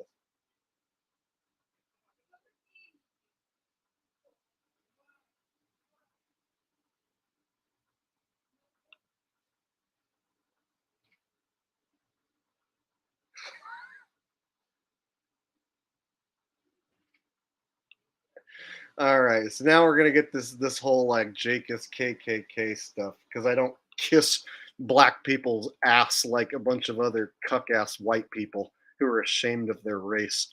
Here's the deal. When I say Tyler Perry's stupid monkey movies, it's because you'd have to be a stupid monkey to sit through it and enjoy it. So if you were like a smart black man who like didn't grow up watching TV and being duped and you weren't a sheeple, then you won't sit there and enjoy that. So like if I was to go find like a black guy, let's say, who grew up in Zimbabwe and totally never saw a Tyler Perry movie. And then I tried to show it to him, and then he's like, that's fucking retarded. See, that guy's not a stupid monkey. That guy's a black guy in Zimbabwe who agrees with me that it's fucking retarded. But if you grew up in like the hood and you're stupid and you fucking like to watch guys wear dresses and say hello, then I think you're a stupid monkey. See the difference? It's like you can take a black guy from the hood who acts a certain way, then you can take a black guy from Jamaica who acts a certain way. They're completely different. And then you can take a black guy from Zimbabwe, a black guy from England. So there's black guys in England, and then there's black guys here in the United States, and they're like entirely different types of black guy. But they're both black guys, right? Understand? So I might think one of them is a really cool black guy, and I might think another one is a dumb fucking monkey. I'm allowed to make that decision based on each individual black person that I meet. Just like they are allowed to think I'm a fucking cracker-ass cracker boy who eats crackers all day. They can call me Jake Whitey-ass cracker-ass McGee all they want to. All right? But most black people who get to know me find out I actually am a cool dude who's not racist, and I slap the bass, which is an art form invented by a black man, right? In fact, I have the bass here hooked up tonight. I was going to play it later. So later, I'm going to play the bass with slap style, which was invented by a black man. So I, a white man, appreciate funk style music so much so that I play it, and I acknowledge that it was created by a black man. So what do you say to that? And also, if I may, I think black people used to make really good music, but nowadays, not so much. And I'm allowed to say that. I think black people back in the day, when they used to make cool, funky, groovy dance music, it was fun. But now I think like the pop rap and the rap now that is put out is just garbage for the most part. And I'm allowed to think that. I'm allowed to be a cracker-ass white guy with my opinions. All right? DW says, I say you wish you were black. Well, you are incorrect. I know what it's like to be white, and then I can imagine what it's like to be black. And just that alone makes me glad that I'm white. In fact, I can imagine what it's like to be all the other races. And if I could choose again, if you could give me a choice, I'm going to choose white. Like if you like say, you get to come back either as Jamal, Ching Chong, Habib, or Javier, or Jake again. Who do you want to be? I'd choose Jake again. Totally.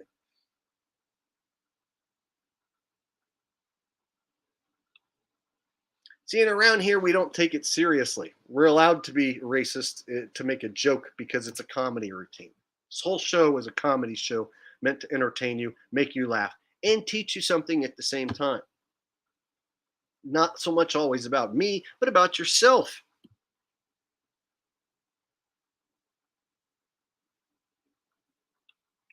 Yes, Seth, if voting was real and if real people could become president, I would become president and totally fix everything. But since voting's not real and I can't become president, well, it's just one of those things we can all think about and wish was a possibility. Because if it was a possibility, somebody cool would have ran for president and done some cool stuff by now. But since the votes are bullshit and it's all set up and rigged, that's why nobody comes along and fixes anything or saves anyone. Because it's set up that way.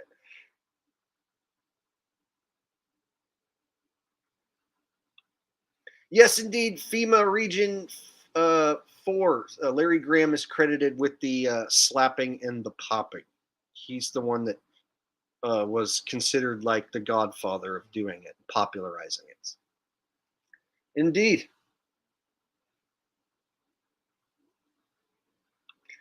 Okay, so before I slap some bass, let's do the UFO stuff. I started to get off on a tangent on the racist shit because there's always somebody who likes to get offended. But what we're really here to do is just discuss life and the truth, what's going on. So let's get to this fourth UFO being shot down.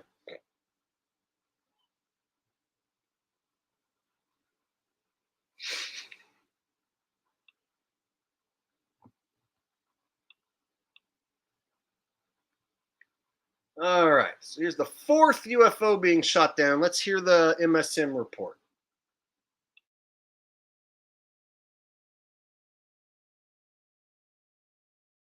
This morning, questions after more unidentified objects are discovered over U.S. and Canadian airspace. According to a senior administration official, this latest object was in the shape of an octagon, unmanned, and traveling near sensitive sites at an altitude of 20,000 feet, posing a civilian flight risk. First detected Saturday as it flew over Montana, President Biden gave the order to shoot it down once it reappeared on radar out of an abundance of caution and at the recommendation of military leaders. We have been more closely scrutinizing our airspace at these altitudes, including enhancing our radar, which may at least partly explain the increase in objects that we've detected over the past week. This latest air defense operation coming just 24 hours after another object was spotted over Canada.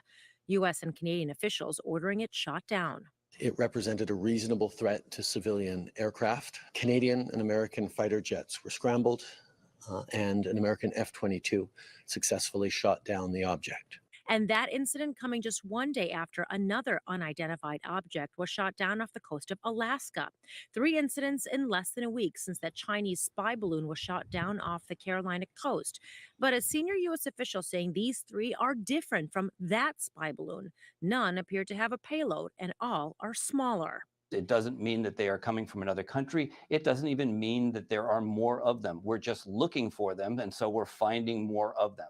An intensive search effort is now underway. Recovery teams in Alaska using Navy planes and helicopters to recover and analyze those objects they find.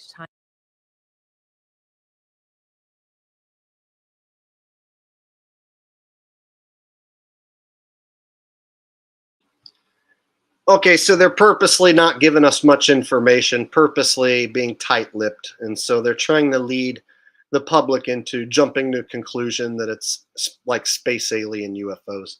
And so they're saying they shot down a 4th object and it was octagon shaped, but we don't have any video proof of that. And then they're saying they haven't recovered the wreckage from any of these objects that they shot down yet, but they supposedly shot down the other objects days ago.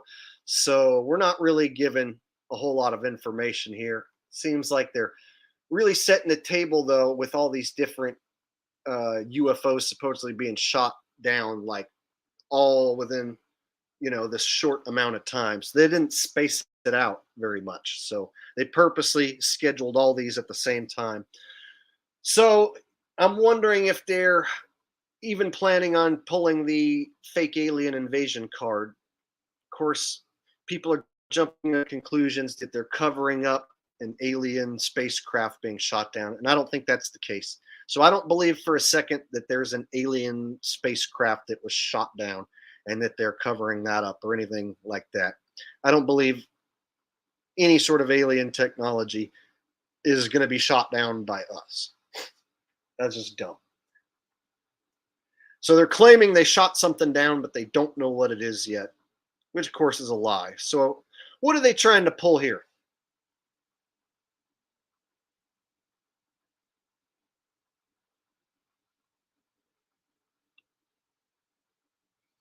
Sunflower says they are showing us all these balloons because we're living in a clown world.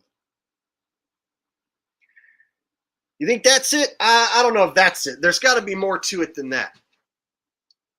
In they say the first one was a balloon, but the other ones they say were not balloons. So we have to wonder, like, what direction they're going in by having the first one definitely spy balloon from China. We totally saw it. We knew right away, spy balloon. But we don't know what these other ones are. We don't know where they come from. We don't know what they are. And it was interesting how they're like, well, it's only because we're looking for these objects now that we're finding more of them. So because they're looking for the objects more so now than before, they're finding more of them. Oh, that's like autism rates keep going up and up and up because more people are finding out about it and more people are getting tested, right? So that's why autism rates just keep skyrocketing nonstop through the roof, is because more people are finding out about it. So of course, the more they think about there being objects up there and the more they go looking for them, the more they're gonna find them, right? Totally.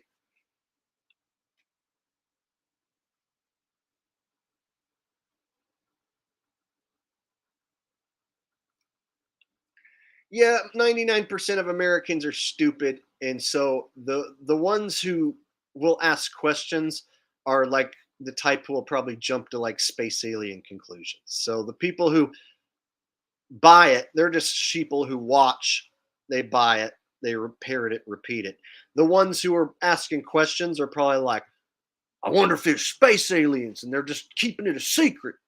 If Trump was president, he'd tell us the truth about them space aliens. But right now, he's underground saving all them children from them tunnels.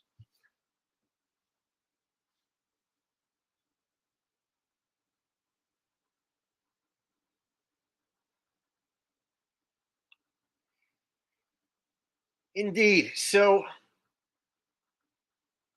yes, and then the 99 Red Balloons song, that tie-in as well.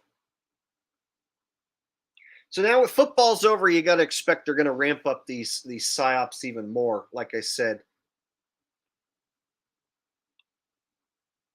I'll watch one more clip. See Neil deGrasse Tyson's reaction. Oh, so they're bringing in Neil deGrasse Tyson to react. Oh, we got to see this. Got to see that. If they're bringing in Neil deGrasse, that shows you the level that the psyop is at. They're bringing in the like Mickey Mouse cartoon scientist. No matter who you are, being yourself can be. Get through this commercial.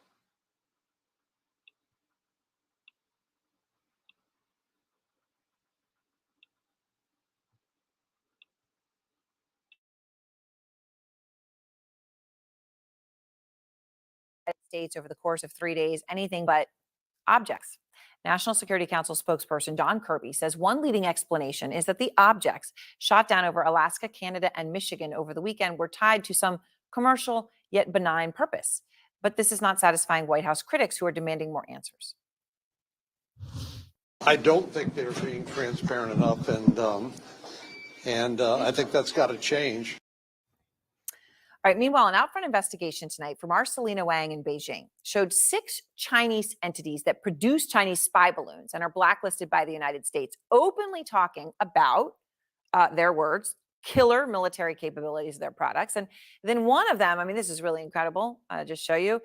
This was one of their founders had put the screen up in a presentation and points to the balloon and says, oh, look, there's the United States. There's a fly right over. So there you have it. Out front now, astrophysicist Neil deGrasse Tyson. He is also the author of Starry Messenger, Cosmic Perspectives on Civilization, and many other books that I hope people will get. Okay, but so Neil, let's just start here with this. They're bragging about flying over the U.S. What's your reaction as you hear this whole story and have watched this unfold? By the way, if you lift balloons high enough from the west of the United States, that's what they will do, because these are the prevailing jet streams that move a floating object circulating around the Earth. So to say they're like targeting the US, the wind does that for free. So just Right. want to put that out Yeah, there. but that's why they're so cheap, right? The wind does the propulsion. Yeah, the wind is your jet stream in this. And so not only that, by the way, just for context, 1,000 or so weather balloons are launched every day around the world. Yep. And loaded with the helium, they get very high, they get very large, and they float. The way a drop of oil at the bottom of a water will float to the top slowly, but it'll get there, and then when it gets there, it kind of hovers there, and it'll move wherever the water currents will take it. So by analogy, I'm just saying this is not a new phenomenon that you might find balloons in the air. The fact that Sorry, yeah. no, it's A. B, that first balloon, the one that we are certain was from China, Right. it was very large, 3 buses or yeah, something? something like that in length. And just the idea that we should feel threatened by something that is large and slow moving that you can pop. I don't know. I just I don't know. I'm in length, and just the idea that we should feel threatened by something that is large and slow moving that you can pop.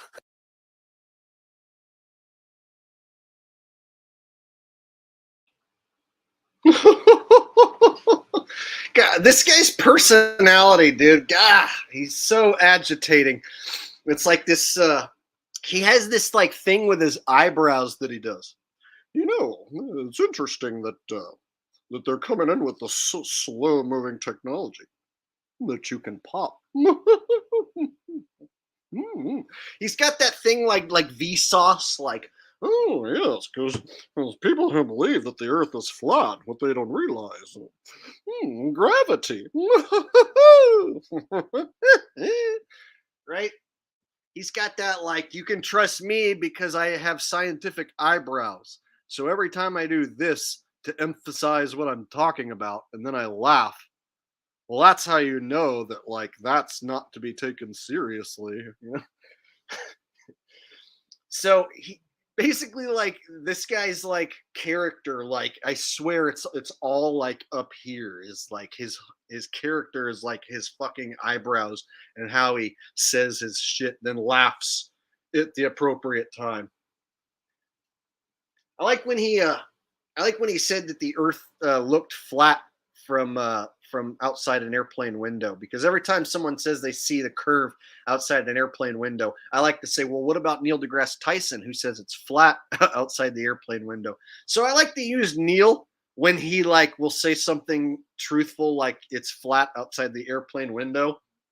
So whenever a sheep says, I've climbed up on Mount McKinley and I saw the curve, I climbed up on Mount McFuckalot and I could totally see the curve, I'll be like, well, Neil deGrasse Tyson, who's like an astrophysicist and way smarter than you, he says that if you look out the window of a plane, it's going to be flat, and that even Felix Baumgartner, that jump was a fisheye lens, and that it's actually it should be flat from even up at that height.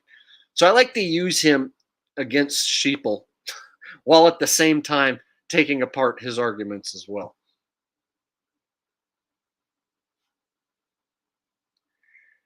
Ah, yeah. Gotta love. Of course, you know when to take things seriously and when not to take things seriously, based on my caterpillar eyebrows and my expressions. All right.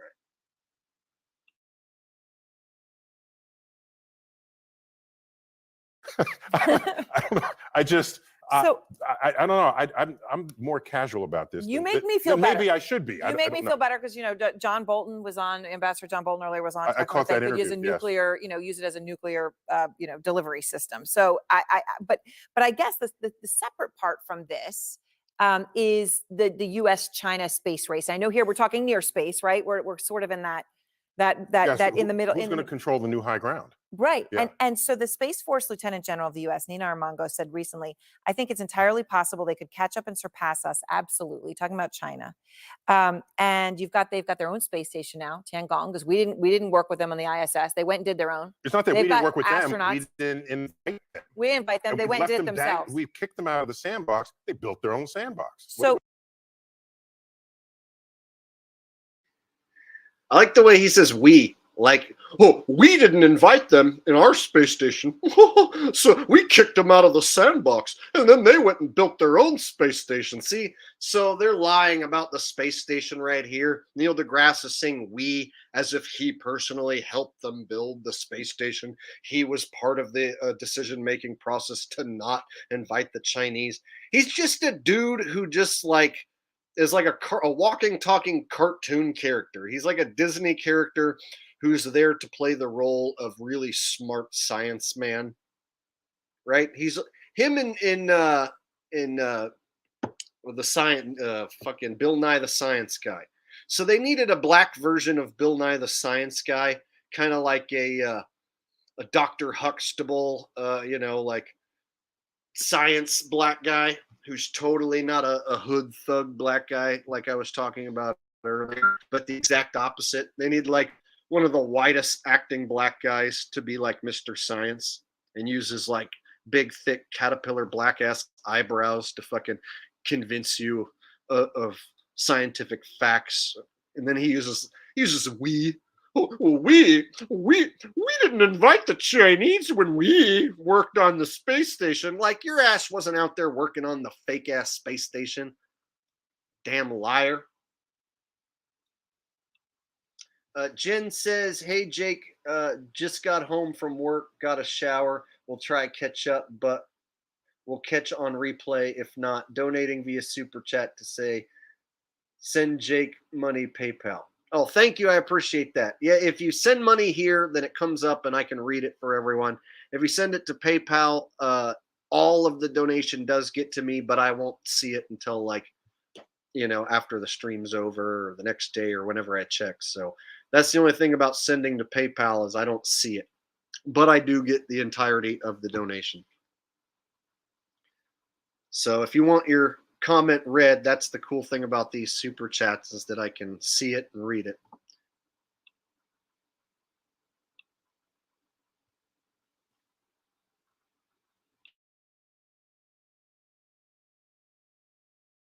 What did you expect them to do? The NASA administrator, Bill Nelson, says China could beat the U.S. to the moon.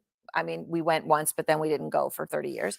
So, by the way, all this whining, I'm going to call it whining because I feel strongly about this. Had we continued onto the moon and stayed on the moon and onto Mars, we wouldn't be like looking over our shoulder now, wondering who's going to catch up with us. We would have stayed ahead of the world. This guy, man. Oh, he's so full of shit. He knows it. See, I wonder what Neil really thinks. Like, does Neil know it's flat? And like, what does he think? Like, for sure. Because I know he's putting on a front here. He can't possibly believe this. Like, I feel like Neil is smart enough that he doesn't believe his own bullshit that he spews. But I don't know what he really believes. See, so it's like, God, I don't know how much he's lying. Because I don't feel like he really believes this in his own head. He's got to know that he's full of shit. So what degree is he full of shit? Like, how much does Neil really know? You know what I'm saying? Does secretly he think it's flat and have his own flat model in his mind? Or can this man actually believe the level of his own bullshit? Like right there, he's talking about like if United States would have stayed on the moon and then went to Mars. It's like, bro, are you really that stupid to think like humans were actually on the moon and then capable of going to Mars and that we wouldn't be looking over our shoulder? Just it didn't even make sense. He said, why would we be looking over our shoulder now if we were on the moon and going to Mars? Let me play it again because I don't even know where he was going to go with that.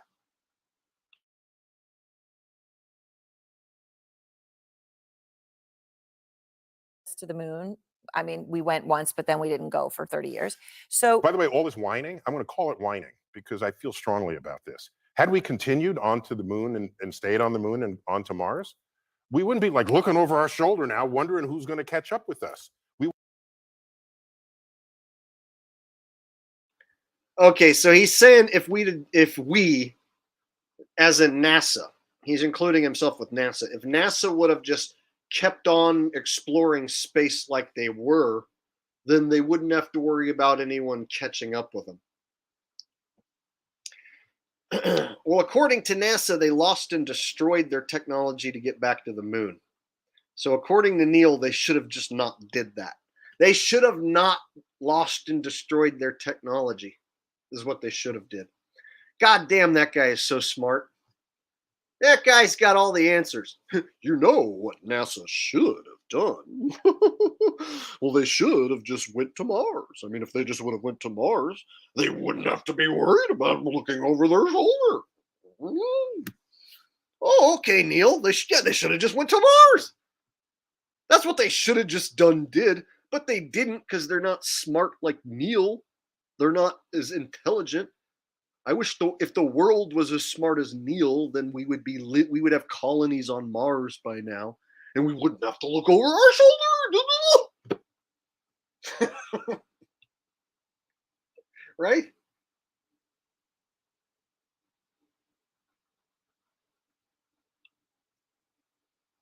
Yeah, exactly. No one ever went to the moon, so it's kind of funny that like NASA's their own excuse why they can't go back is that they've lost and destroyed that technology, and it's a painful process to build it back up. They still haven't quite figured out how they got there the first time and how to rebuild all that stuff and get there again successfully again now. And so Neil's saying they should have just stayed going and not ever lost and destroyed that technology, and then just went to Mars, and everything would be so much better than now. God, that guy's so smart. If only we could all be born as smart as Neil. But it takes years of schooling. If you want to be that smart, you got to go school. Got to go school and get good grades. Get good grades in school so you can grow up and be smart and get a good job like Neil.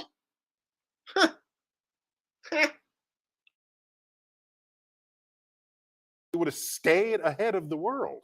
So to sit back, kick up our feet for 5 decades, and then all of a sudden say, oh, let's build Artemis and go back to the moon. Well, what's motivating you? Oh, China says they want to go back to the moon. So let's be honest with ourselves that we're not being proactive for the high ground, we're being reactive. And on top of that, just so people understand, you're talking about unlimited resources of minerals. Oh yeah, everything up there. I mean, it's not just for the bragging rights, right? That's all there. Never mind the military aspect of hypersonic missiles and everything else. But space basically has unlimited resources. Everything that's rare on Earth is common in space. You know, rare earth metals, even though they're just rare in location, they're not really rare in abundance. But you look at things that we have fought wars over: access to energy, minerals, water, and there's no end of that in space. So one of my dreams is that we turn space into our backyard. Earth turns space into its backyard. And upon doing so, it would remove an entire category of why we have ever fought wars.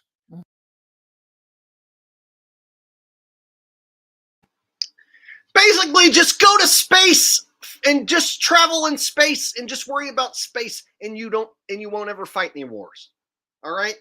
Everybody, all your problems will be solved if you just turn into a fucking smart guy and go to space. Everybody, quit doing stupid shit and go to space. Why don't you? Fuck. If everybody right now would just focus on being a smart-ass black man like him and get your damn eyebrow game correct, and we go to space, we wouldn't have wars. There wouldn't be any homeless people. Everyone would be smart, sophisticated. All right? Come on now. Chop, chop. Let's get our shit together and get everyone go to space.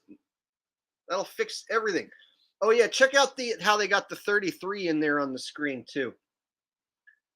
See, they got 3 objects downed in 3 days. See how they fit their 33 shit in there?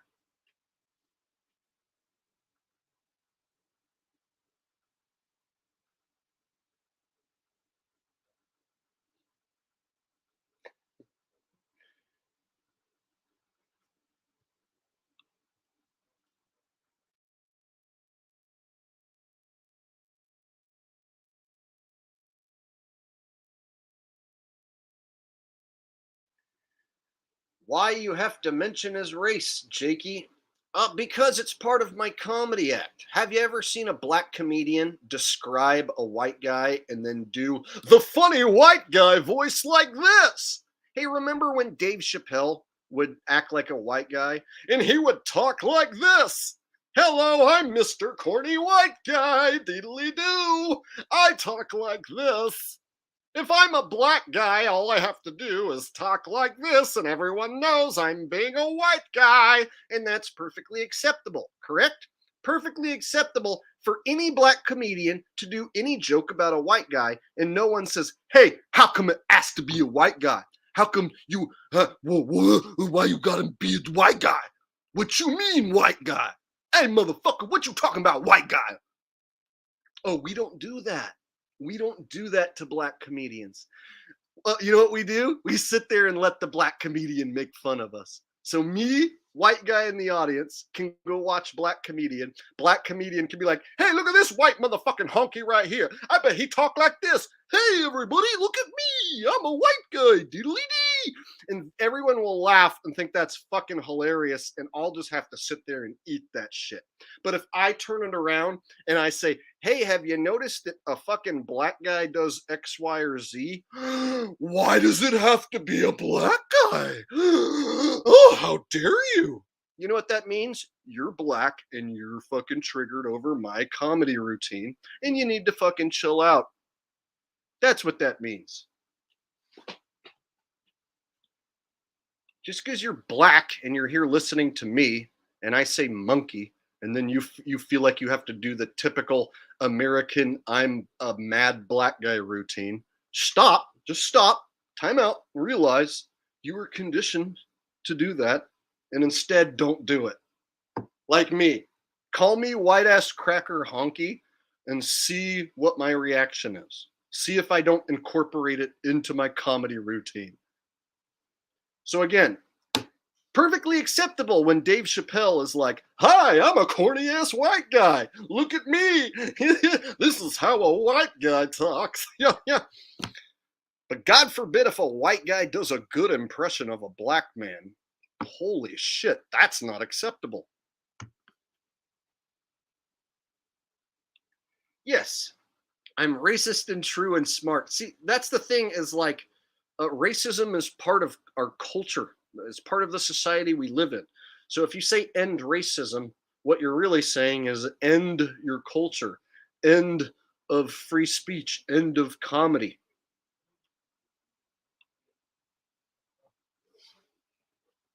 So if I'm supposed to be cool with black guy doing the typical white, corny white guy voice, you know, then black guy has to be cool when I even the score. Now I know on TV, it's not like that. White people have to be cucks on TV, and black people get to be the kings on TV.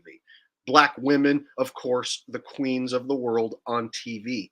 But this isn't TV here. This is the Jake the Asshole channel where we still live in reality. So if you want your ass kissed, go watch TV where they have movies about how a black lady saves the world. I think they've made like 10 movies in the last 10 years about how a black lady saves the world. All the spacemen were going to die until black ladies saved them, right? Like that shit. Or, oh, the African Zulu tribe, they had a black lady lead them to victory. And we're going to make a whole movie about how this black lady is the bestest fighter in the world. Because black ladies are the bestest fighters. Of course.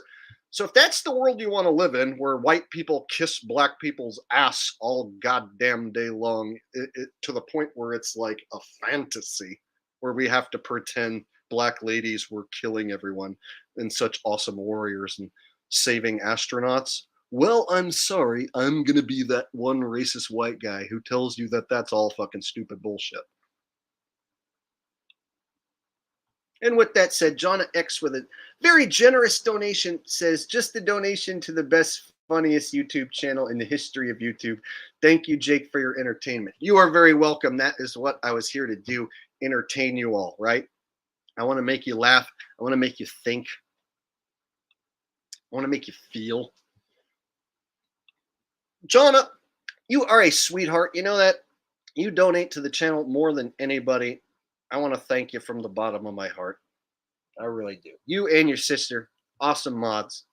So glad you're here.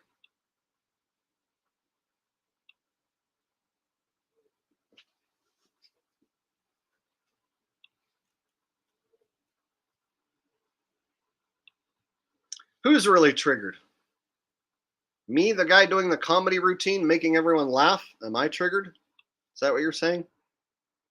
How would I be triggered right now, but still capable of saying such funny stuff and entertaining all these people?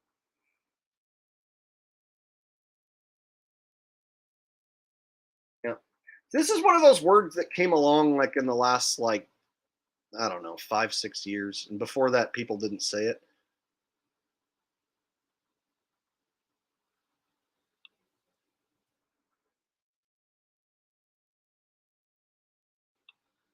Bruh, it's Black History Month. Chill. Yeah, that was invented by white people.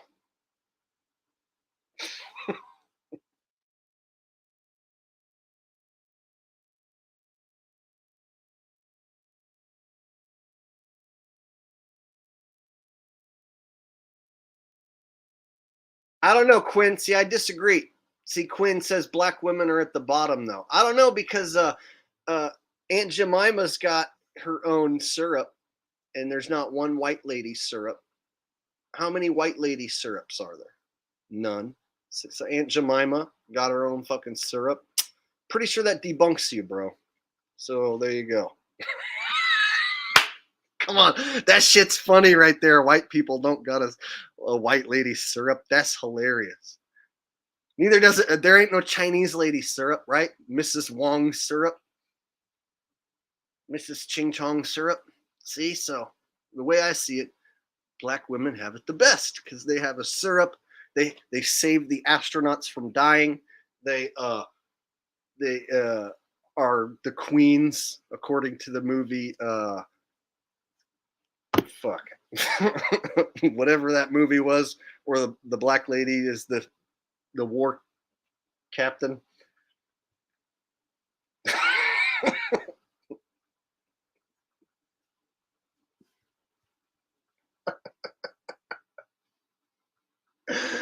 Oh, this is hilarious. There's some people actually really getting triggered. There's people who said I'm triggered, but this guy says unsubbed and I'm out. Bye. See you later, bro. I'm going to really miss that guy too.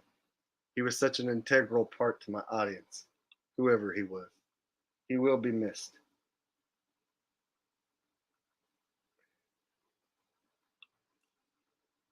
It is funny. It's funny times. All right, Quinn, because you're a black guy, I want to get your honest opinion on this. All right, let me get rid of Neil. Let me get rid of Neil, and then let me pull up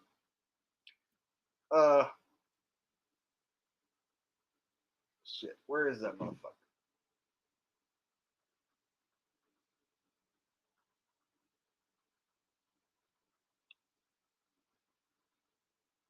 Let me pull up oh my god, my mind's going blank. Patrick Mahomes. Yeah. I'll pull up his family. Because it seems to me Patrick Mahomes, his kid is looking a little too white.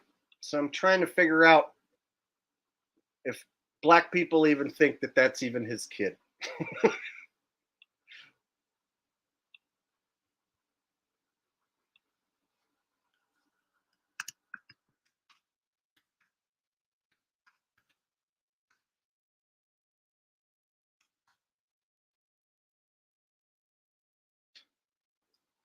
So, all right.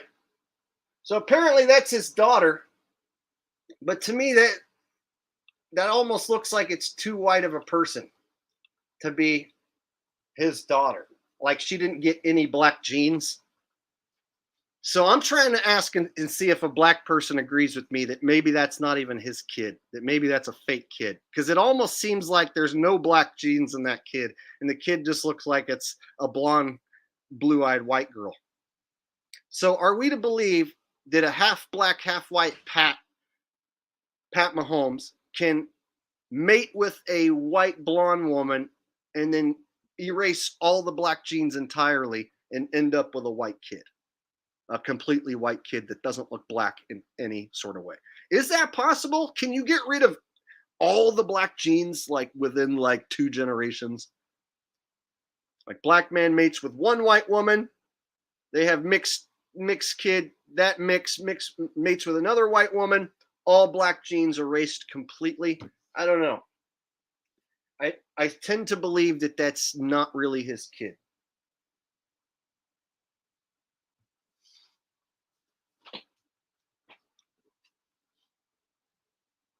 Okay, looks like we got a dude here who looks black. Or at least not white. And he says, no, it's not possible. Thank you. That's what I'm saying. It's kind of like when Michael Jackson had like white kids and people were like, oh, well, his skin turned white, so I guess Michael Jackson can have white kids. It's like, no, you can't be a black man, have your skin supposedly turn white, and then create white children. That doesn't make sense. So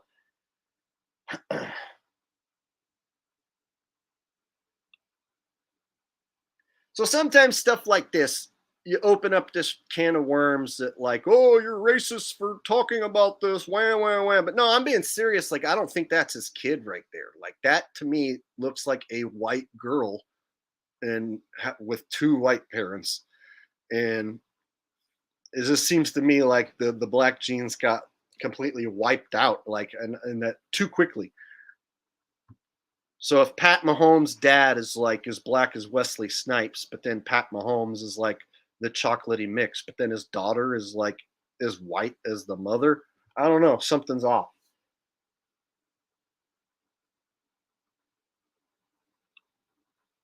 Yeah, in my stream, Barry, we go from one topic to the next, and sometimes stuff that I don't have planned is what comes up. And that's what happened here tonight. We're talking about different stuff we got here.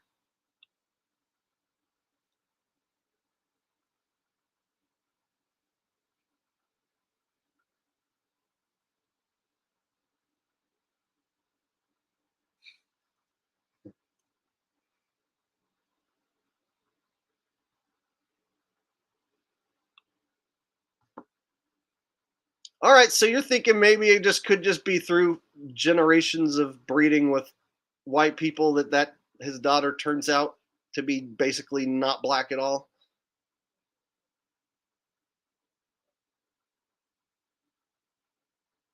I don't know. Can't say for sure, but to me, it's like when I see Michael Jackson with white kids, I start scratching my head, right?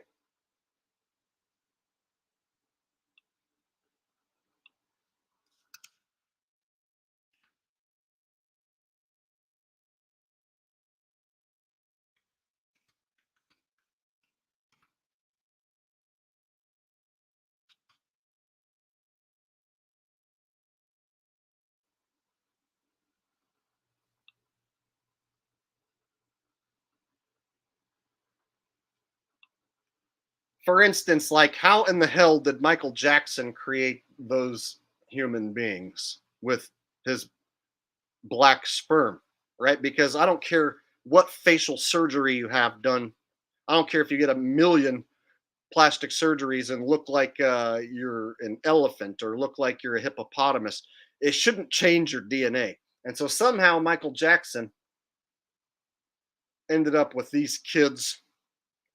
And so I typically don't believe whenever I see like these Hollywood celebs and I look at their kids and it doesn't seem to match. A lot of times I'll just assume that perhaps those aren't really their kids.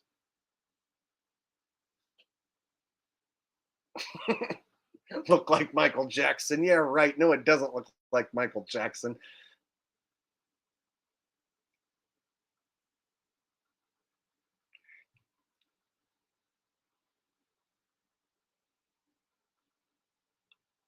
Yeah, and if Obama's with a dude, then that means they got fake kids too, right?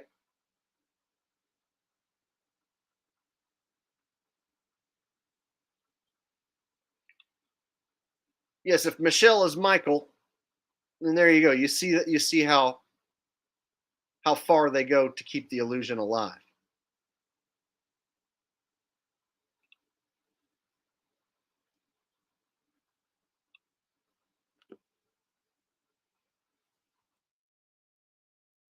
So, like this version of Michael, I don't even think that's the same Michael. I think that's a different person entirely. I don't think that's just facial surgery. I think that's a different Michael entirely.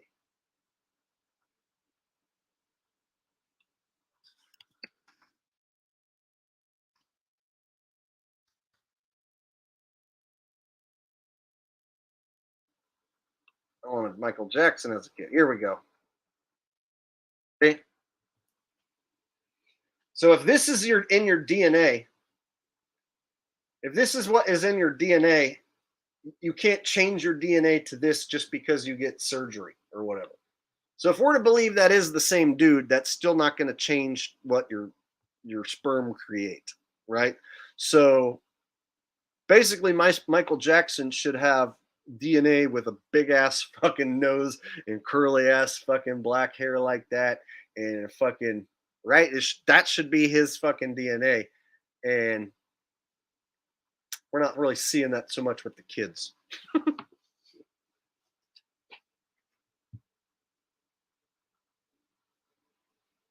Exactly. And so I don't buy for a second that he had a disease that turned his skin white. So I think the original Michael Jackson, after the Pepsi commercial, had his face burnt up. So then they switched him out with the different Michael Jackson. And then from there, they just kept making it worse and worse with surgery and crap, to where the final version of Michael Jackson didn't look anything like the Michael Jackson we started with. There's even a theory out there that this burn victim, Dave, was Michael Jackson. So if you look up Dave, same first name and last name, Dave, burn victim, there was a rumor that that was actually Michael. Yes, towards the end, Michael was definitely replaced. That's not the same guy that we started with. The kid that we started with is not the person that we ended with.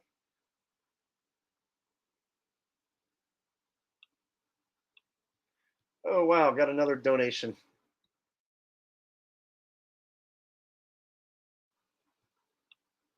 David Yount says, I owe you money because you called the rigged Super Bowl. I won, so did you. You exposed the NFL, made it popular. You was getting millions of views until you got shadow banned again. I agreed in the chat with the whole script, but keep up the good work. David Yount, that is a very generous donation, buddy. You didn't have to do that. I did say that I think the Chiefs were going to win the Super Bowl because of the State Farm connection, and because I think that Patrick Mahomes is the more clear choice at the end of the night to stand on the podium and represent State Farm in State Farm Stadium rather than Jalen Hurts. And so I even brought this up, how Pat Mahomes has this white family and how they're making a big deal about how it's black man versus black man in the Super Bowl. Meanwhile, Pat Mahomes has this white family who he's going to bring up on stage when he wins the Super Bowl. And so I did pick the Chiefs. I made a little bit betting on the Chiefs live. I picked up the Chiefs when they were down 7-0. And then I picked them up at halftime when they were down 10 points. I didn't bet a ton. I'm wishing I would have bet a ton because I hit both those bets. But when they were losing 10 points, I was like, okay, I'm going to bet, but I'm not confident. So I didn't win a ton, but I did win. But thank you very much, David, for giving me a piece of your winnings, bro. I hope you did well, and I'm glad you did well. And next year, I plan on refining my strategy and picking games, and I might only pick like a small handful of games if I feel really strongly about it. But I'm not going to let the NFL dupe me so quick like they did with the Demar Hamlin shit. So what I realized was I jumped the gun with the Demar Hamlin shit, and I should have looked at the Super Bowl location and the State Farm connection. And now that it's all said and done, I can see like why the Chiefs were, of course, the pick. But now, of course, that's after the fact. So next time I need to look at, the Super Bowl location and all the details heading up to it a little more closely, go through it with a fine-tuned comb so that next year I can hopefully not get burned on a few of the picks that I got burned on, because I definitely got burned on a few of my Buffalo picks and a few playoff picks. But I did get the Super Bowl right at the end, so I was able to go out on a winning note. I'm glad you were too.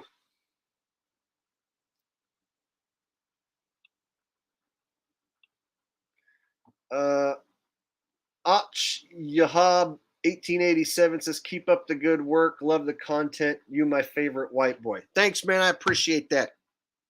I appreciate all you guys for being here and donating and joining me here in this live stream.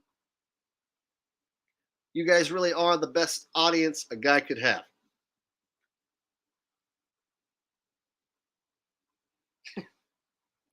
First Amendment says, LOL, white boy is not a good word. LMFAO, no one likes being called boy. I don't care. You can call me white boy. It's all good.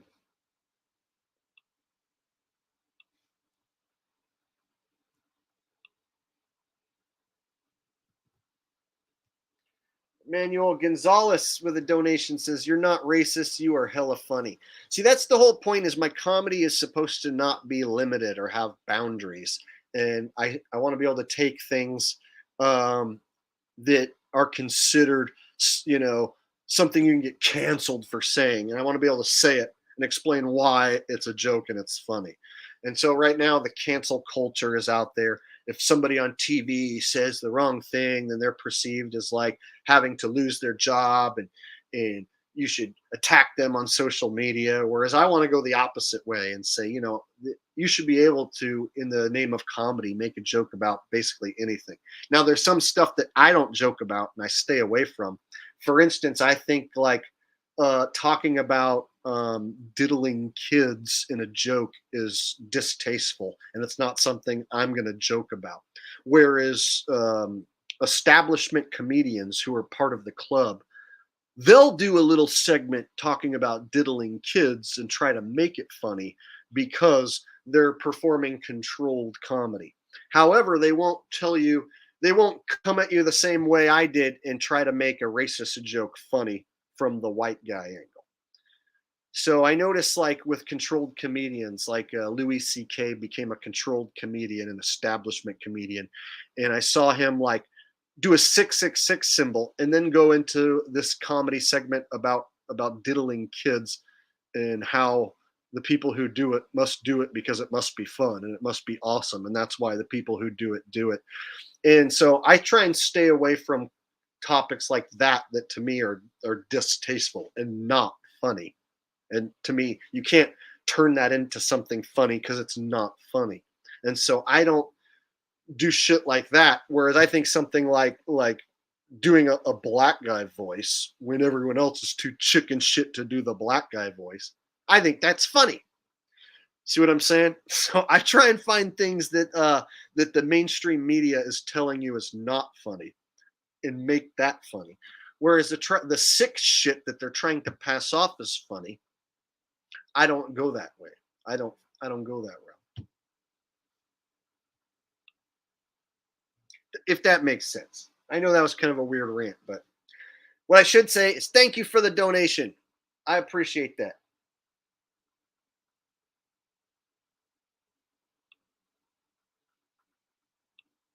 David Yount says, bring back Flat Earth Jake. Well, I'm not going to turn the channel into a Flat Earth channel exclusively, because my channel covers all sorts of different topics. So I'm never going to be Flat Earth asshole like I was years and years ago. But I will bring Q and feedback on, and we will do some covering of the topic in the future. I just can't exclusively turn the channel into a Flat Earth channel because it's not that anymore.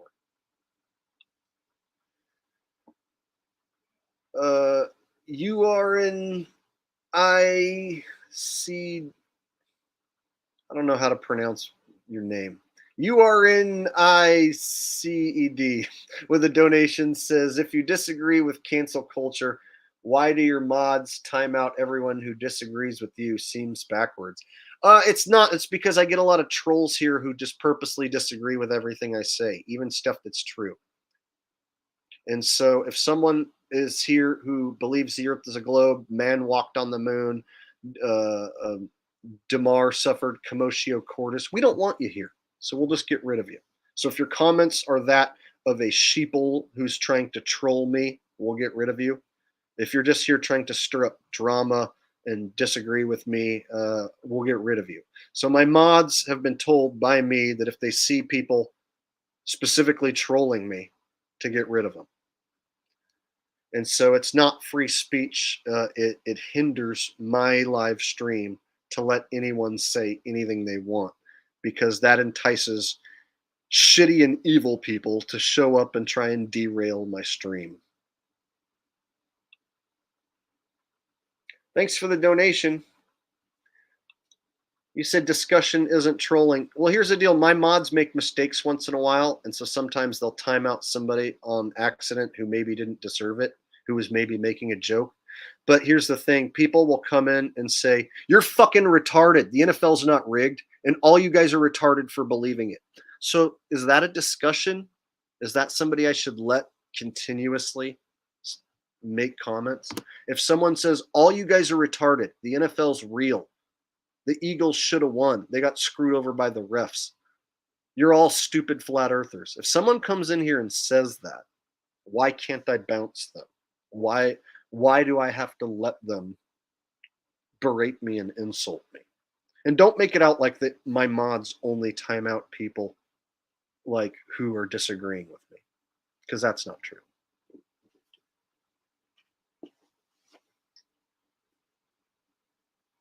Yeah. I don't allow people to insult me under the guise of free speech, because I have the power and my mods have the power to get rid of you. And YouTube has the power to wipe out people's videos, and they've taken down my videos and given me strikes many times. So if I've been given some power to get rid of any trolls or anyone I don't like, you better believe I do. Jake Fagan says Chris Farley died at the age of 33. He plays Doug Ford and Jennifer Gonzalez. I know they're two politicians. I have heard that Doug Ford thing, and when I looked at some pictures. That is a possibility. So I think that Chris Farley could have been turned into that politician.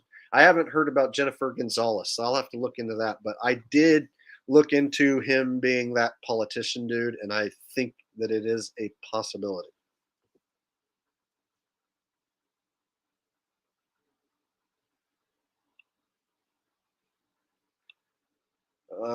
False Face Addict says Return of the Doink was fucking hilarious. Thanks, buddy. I appreciate that.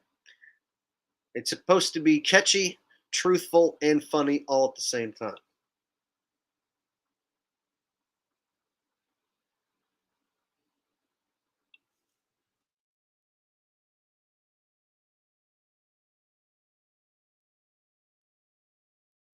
Have a nice night, Jen. Thanks for being here.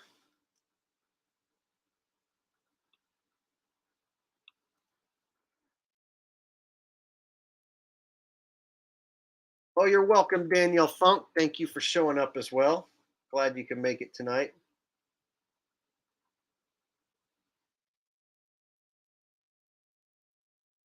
Mustafa is requesting a live performance of Return of the Doink. Well, I tried to tell you so. Yes, I did, but I guess you didn't know. They be messing with field goals, and there's magnets in the poles. Return of the Doink, it is Return of the Doink. Come on, Return of the Doink. Oh my God, another ball hit the pole. Don't you know? Hey, little acapella.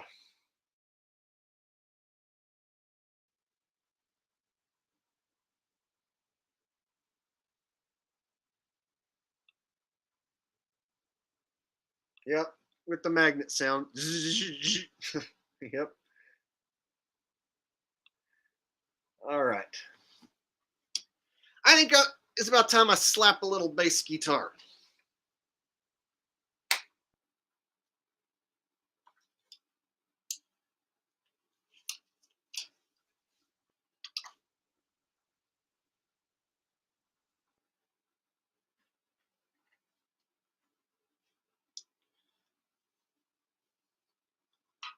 All right.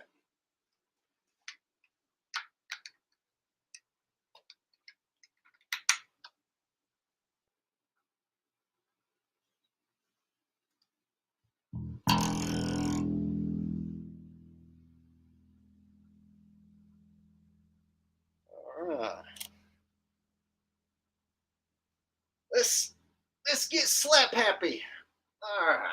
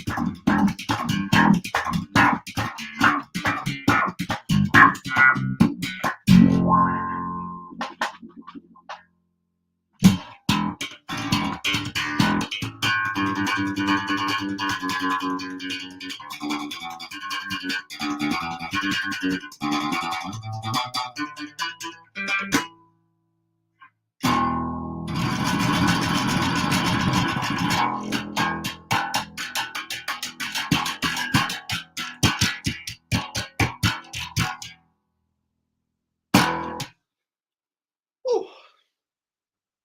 Oh. Yes, I'm playing a Schecter. I don't have a Gibson bass, so my last name is Gibson, but I don't own a Gibson bass or guitar. I play Schecter, and I also have an Ibanez and a Yamaha. Then I have this crybaby wah pedal down here to give me that sound effect.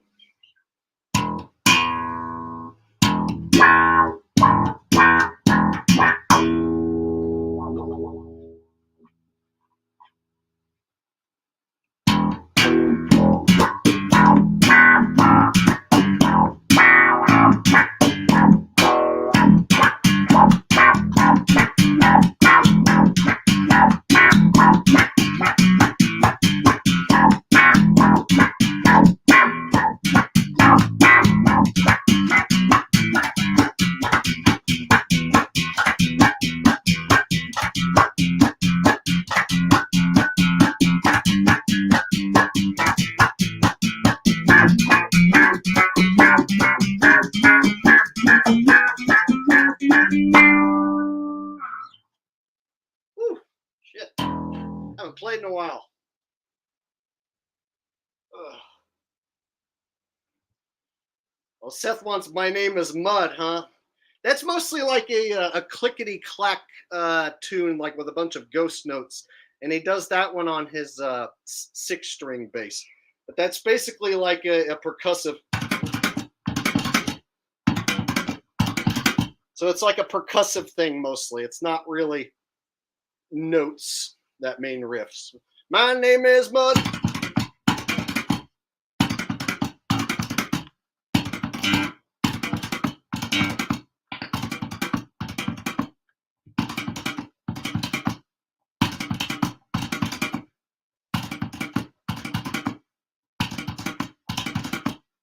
So that's basically the clickety-clack riff there. But he does it with a 6-string bass, and he uses that big, thick top, low note to get to hit that sound.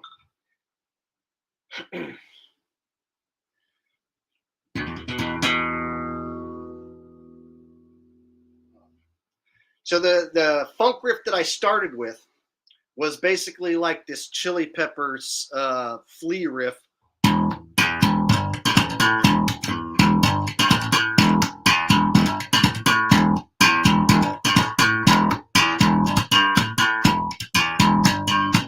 It's kind of like the higher ground riff.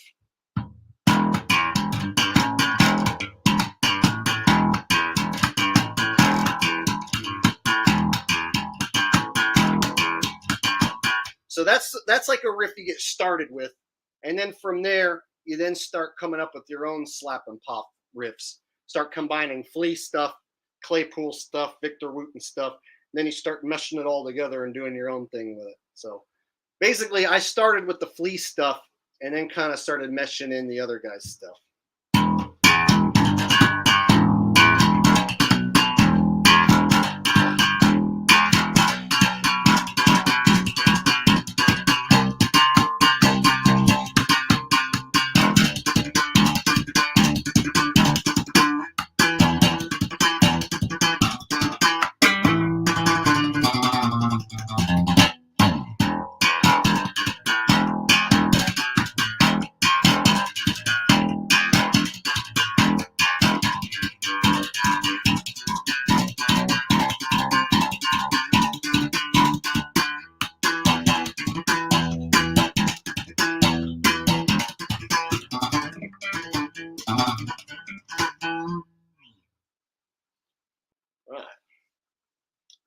Let's just play Freebird. Oh, you want to sit here for the next 30 minutes while I play boring ass Freebird without a guitar player, just a bass player by himself gonna play Freebird? It's gonna be rough.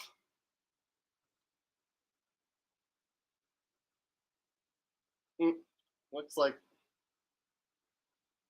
Shay's hit me up. Shay's been betting on all sorts of sports and winning. Shay became like a pro sports bettor on her own. So my friend Shay, she didn't know shit about football. And then she realized when it was rigged that all she had to do was figure out the storyline and she could win money. So she hit the Super Bowl. She hit several different bets. She's betting on like NASCAR and golf and shit. She's like sending me pics where she won money on these people I've never heard of. She literally became a sports bettor overnight without knowing anything about it. All right.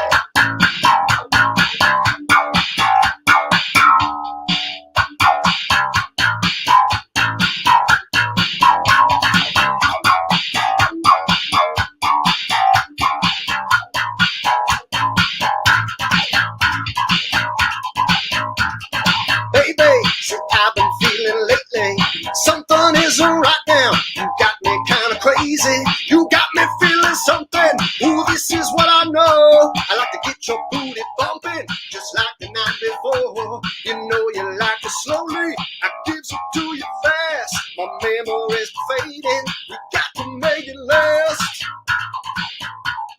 Got to make it last. Got to make it last. Last, last, last, last, last. Oh, it's party time.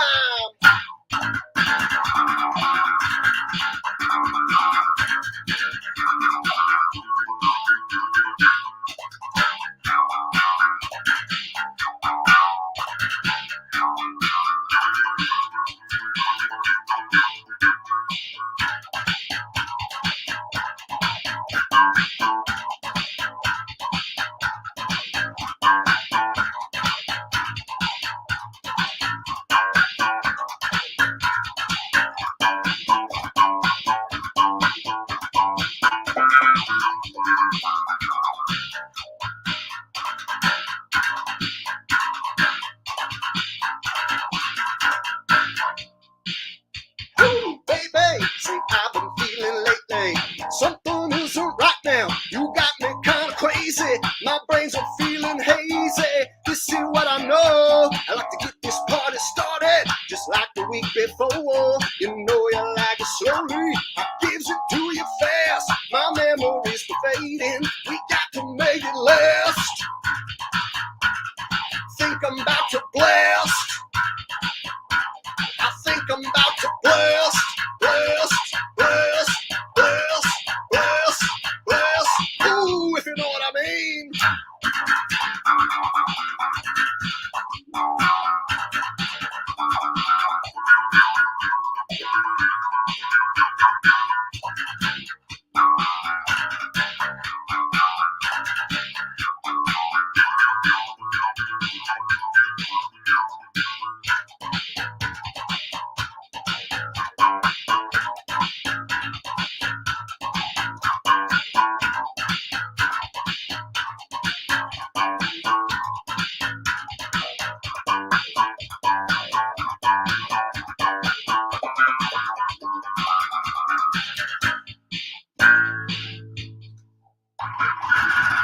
Get your booty bumping.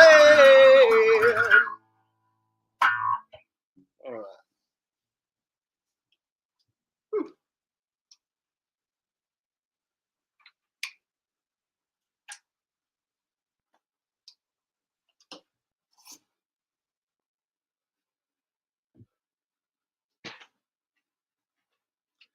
There you go, a little bass for you. Live stream bass. Off the cusp. Off the cuff. Off the cuffisp.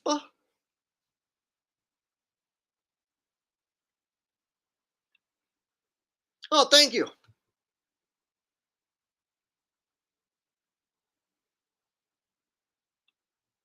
I appreciate it.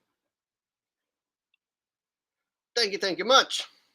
I haven't played in a while, and Jana, one of my mods, actually requested that not only do I sing happy birthday for her sister, but also that I show some of my musical talents. And so I said, I think I can arrange something.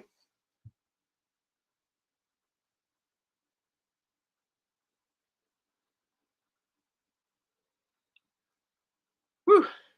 So I'm not going to lie, I have not practiced Satellites in Space live in months, probably since last time I performed it on here, which has been a while. And so being I have not even practiced it once, and I'm a little tired after just doing those few jams, I would need to run over that one just once probably on my own before I did it. So maybe next stream I'll do live version of Satellites in Space, but I haven't practiced. Like, that's the most I've played in a while. I haven't been practicing lately. So rather than jump into a 4-minute song that requires a lot of concentration, I need to probably practice it once. Waiting to Die says you kill it on the bass, sir. Oh, thank you. And it's BASS. So home base, like a military base is BASE. Bass as in boom, boom, speakers bass, bass guitar is BASS. Also the same as bass. So you're going to catch a largemouth bass also a largemouth bass. So fish and bass boom boom noise, same thing. I know it's weird. Weird. I don't know why they do it that way, but that's English for you. Yes, this is live. It would be a crazy coincidence if it was not live and I was reading your comment.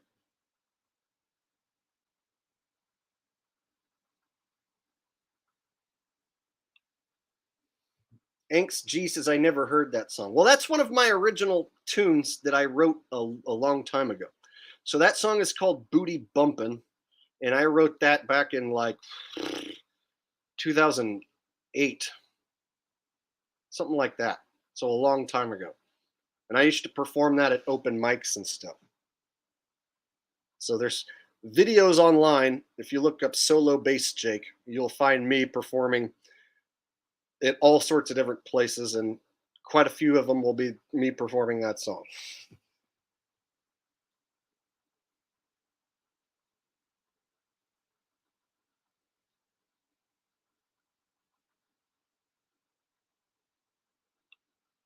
Bruce Hansen says, satellite hoax, question mark.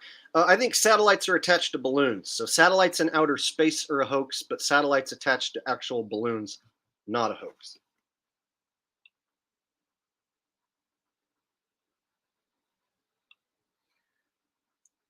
Achy Dragon says, those were booty bumping times. Indeed they were.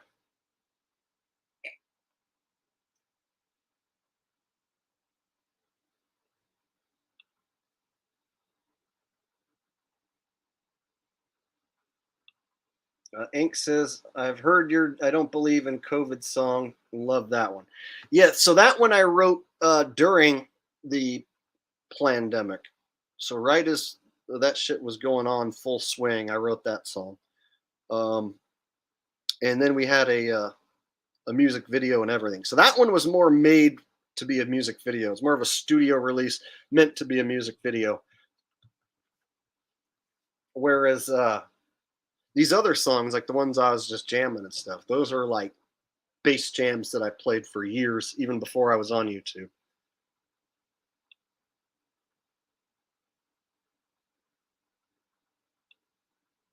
Michael Feskins says, your cough in my face inspired me. Yes, so I was on All Gas No Breaks channel, Andrew Callahan with Channel 6 News or whatever it is, Channel 5 News, whatever. I was the guy during the pandemic who had people cough in my face on purpose.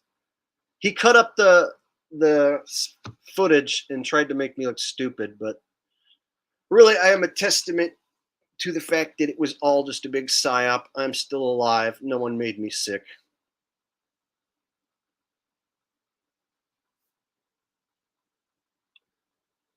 Yes, Jake Fagan, I have tried the Deemsters. I've told a story about going swimming while on the Deemsters. It's basically the most, I don't know, undescribable thing that ever happened to me, both amazing and scary all at once. And just trying to describe it, I can never quite do it justice. But basically, I went to a river, took a hit, and then went swimming in the river while under full effect, and had one hell of a trip, to say the least. Still haven't quite figured out what it all means to this day. Help is on the way with a donation and a smiley face. Thank you for that. I appreciate that. Help is on the way. Every little bit helps.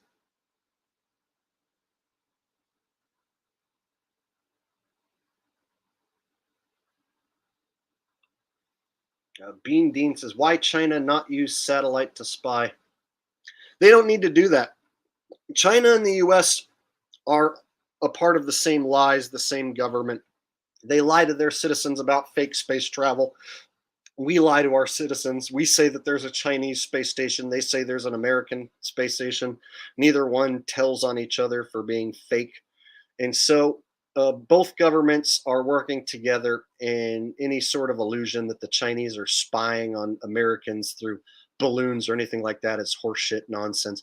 The Chinese can spy on you through applications, through your phone. There's plenty of Chinese people living in the country who can report back to them. And like I said, the governments are working together. So there's really no reason for Chinese to spy on you personally, the way that they're making it out on the news, at least.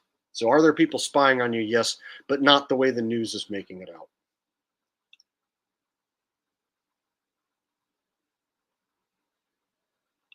Ark says this is a sick live chat. Oh, yeah, we've been on here for like about 3 hours now. So we'll probably wrap it up soon. But I recommend anyone who came in late go watch the replay. We broke down the Demar Hamlin stuff. We finished it up, I should say. And then we moved on to the objects being shot down, the UFO stuff. And then we went over Tyler Perry's eyes. And got sidetracked with some stupid shit. And now here we are at this point.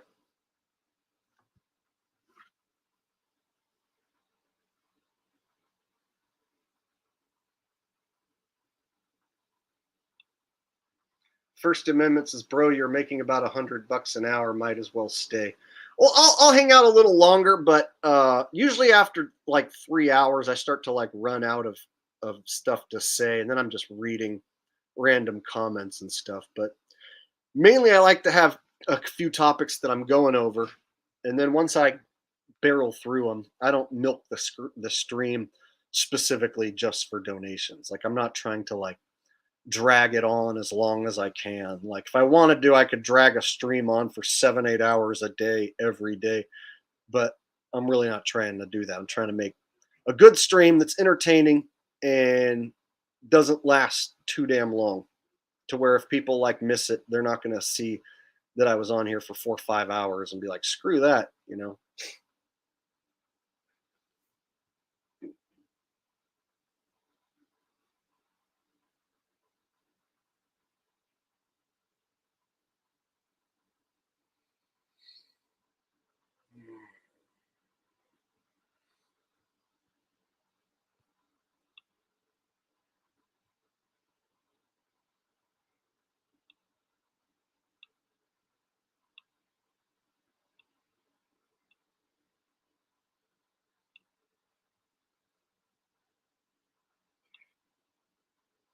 Yeah, Jake, she a spell breaker too. Look out. A spell breaker. Says talk about the train derailment. I haven't really looked into it that much, to tell you the truth. Like I said, they did like 4 or 5 psyops in the matter of like 48 hours. So it's like they're trying to cram like a week's worth of psyops into like a 48-hour period now, or even a 24-hour period. And so I haven't had the time to go over every subject. There, even the Michigan shooting, I haven't had time to even go over that one yet. So that I still need to go take a look at that and see like if there's anything that super fake and phony that stands out about that. And then the train thing, I have not even really looked at. I'm not gonna lie. So once the Super Bowl wrapped up, I like took a day or two off of YouTube, and then the next thing I was going to cover, I was going to wrap up this Demar shit and the UFO stuff. So I'll have to go take a look at the train deal, and then I'll have to maybe do a separate stream or maybe a standalone video.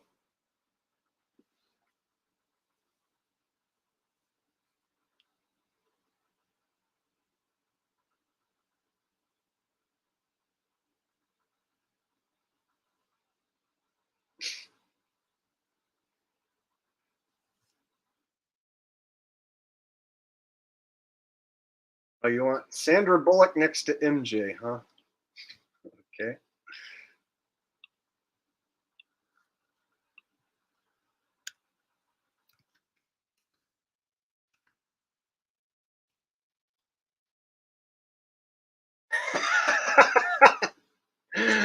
That is kind of funny. I never thought to put those two side by side before, but somebody has.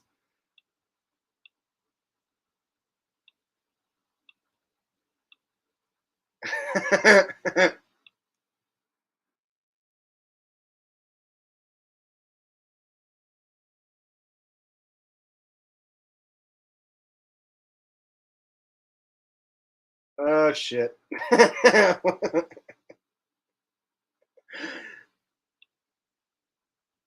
Yeah, I've never thought to put those two together before. Tonight's the first night anyone's ever mentioned that.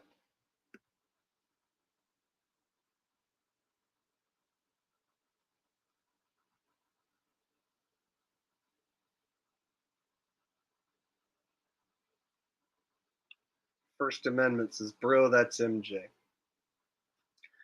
Huh, I never thought about Sandra Bullock being Michael Jackson before.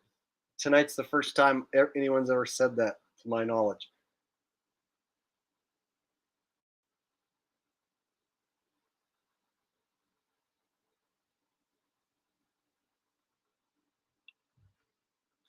Twiggy Wink says, I would sure like it if you would teach us how to slap and pluck the bass like you do. You got it down.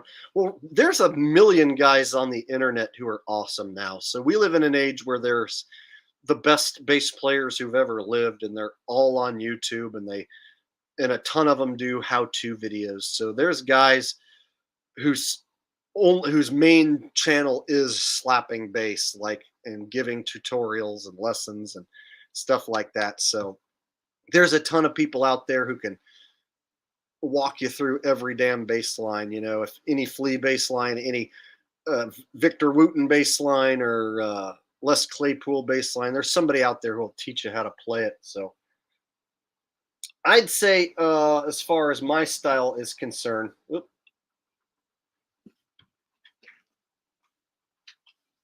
so as far as my style is concerned, one of my main tricks is the double thumb maneuver.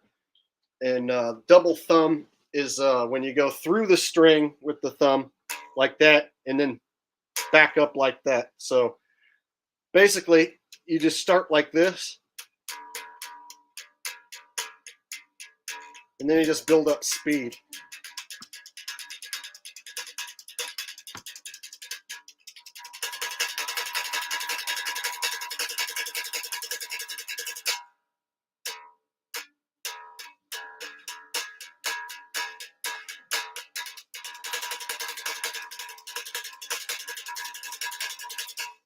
So that's one of my main tricks that I do, that you can always distinguish, like it's a solo bass Jake bass line, or flat earth asshole bass line, whatever you want to call it.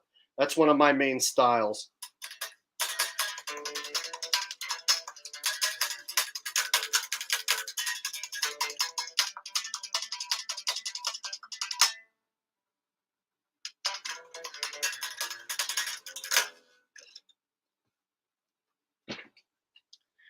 And then as far as slapping and popping goes, the basic concept is like when you hit with your thumb, then you can pull with your finger. So you just keep your thumb and finger cocked like this, and you can do it like this. You can do it like this. Just depends what feels more comfortable for you. Some guys like it like this, and then some guys, like I personally like it more like this. So it just kind of depends on your own style. There's no right or wrong way, but basically the thumb slapping and popping, the idea is you hit with your thumb and then pop with your finger.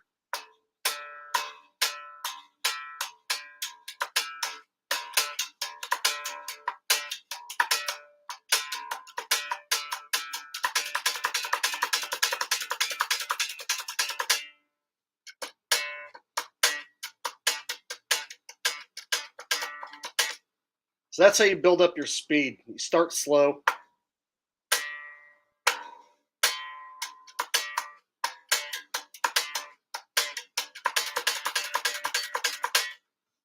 Start slow, build up your speed, and then you incorporate more notes once you get your speed and your timing down.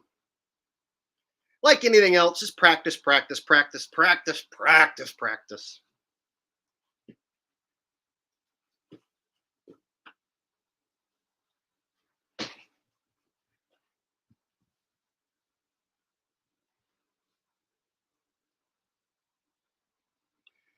Yeah, nowadays with YouTube, there are 8-year-old kids, 10-year-old kids who are amazing. You know what I mean? Like, there are kids who shred just as good as Eddie Van Halen in his prime, who are 12 years old now. There's a girl who looks like a librarian named Kayla Kent who plays Dimebag Daryl solos like down to a T. So nowadays, like the amount of amazing musicians on the internet is mind blowing. So there's better musicians playing on the internet now than there ever was. I'll tell you that. Doing something impressive is becoming harder and harder. Sue Q63 says, I taught Jake how to play. Yes, taught me everything I know, right? She's the bass goddess.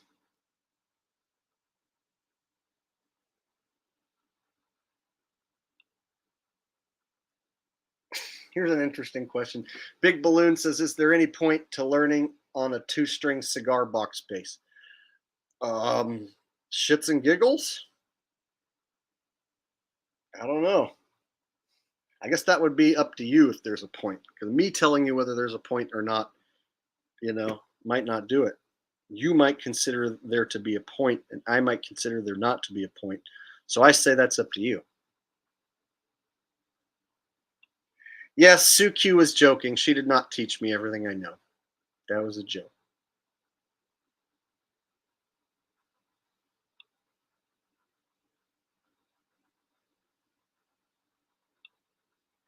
Waiting to Die says, Waiting to Die, shout out, please. Let me get you a tea.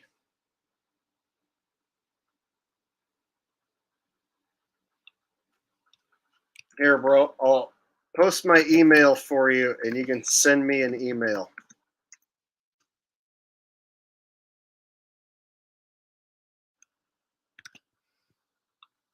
Because I know you've been saying you want to send me a shirt, and I keep saying, yeah, we'll do that. But here, send me an email, and then let me know it's you, and we'll get in contact, and I'll figure out where you can send that to me.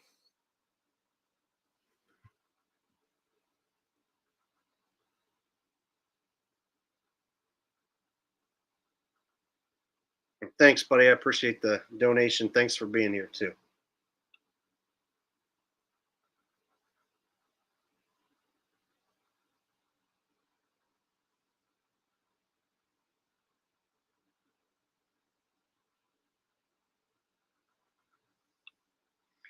Yeah, now everyone send me a shirt, and I'll be confused as to which one was from him. Huh?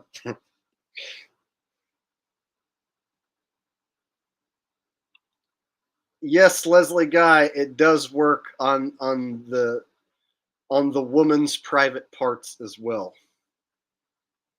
I know for a fact it works. That's funny.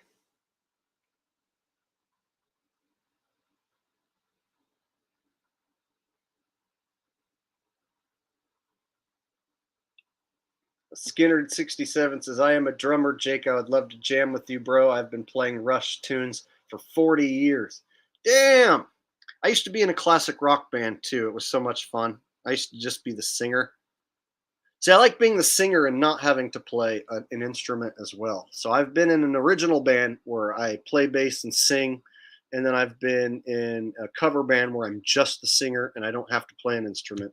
And I got to say, it's really fun to just be the singer and not have to play an instrument, especially singing cover tunes that I've known and heard a shitload of times and grew up with. So I had some really fun times in my cover band. We played a bunch of shows.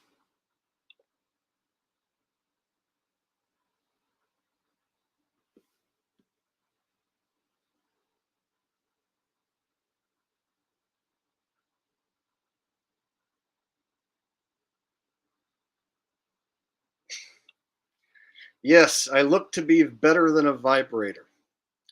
I look to be. I'm not sure what you look to be, but I personally look to be better than a vibrator.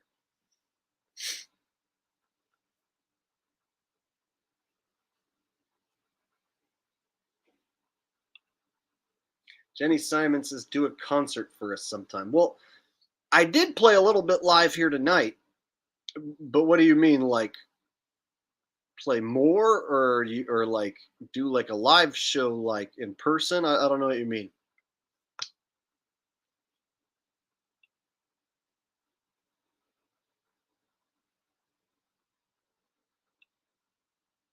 Oh, I get tired. I'm already a little tired now since I've been on here for over 3 hours and I did some bass slapping. I can feel that I have spent some calories since I started.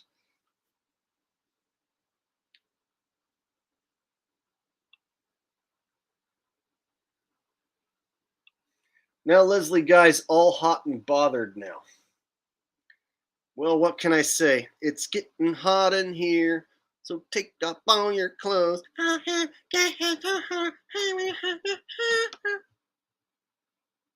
I like singing the opposite lyrics. Like I one time remember, like, I heard that song and I came up with my own opposite lyrics, and it goes like this: it's getting cold in here, so put on some more clothes. I am getting so cold, I want to put my coat on. See?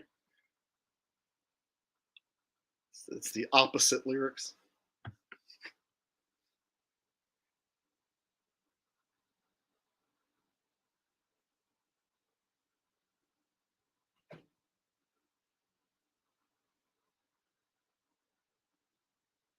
Okay, before we go, we have a request for some Arnold.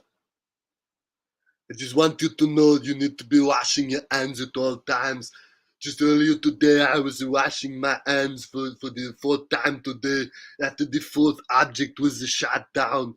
There's a relation to how many times you need to be washing your hands to the objects being shot down. If you don't want to suffer the commercial cortiditis like Demar Hamlin, then you need to be washing your hands. You need to get the updated vaccine. You need to get the chemical concoction. You need to get down right now. You need to get down and get the chemical concoction right now. Otherwise, you might end up getting the commercial cortiditis inside of the heart valve. It is when the heart valve, after you take a hit, it turns to commercial, and then it gets corneoiditis.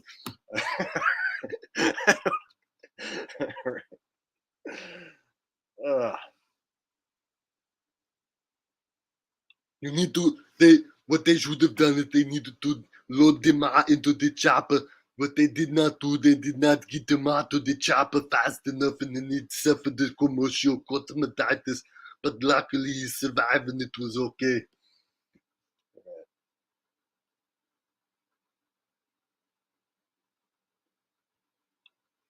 Someone asked how old I am. I'm 39. 39.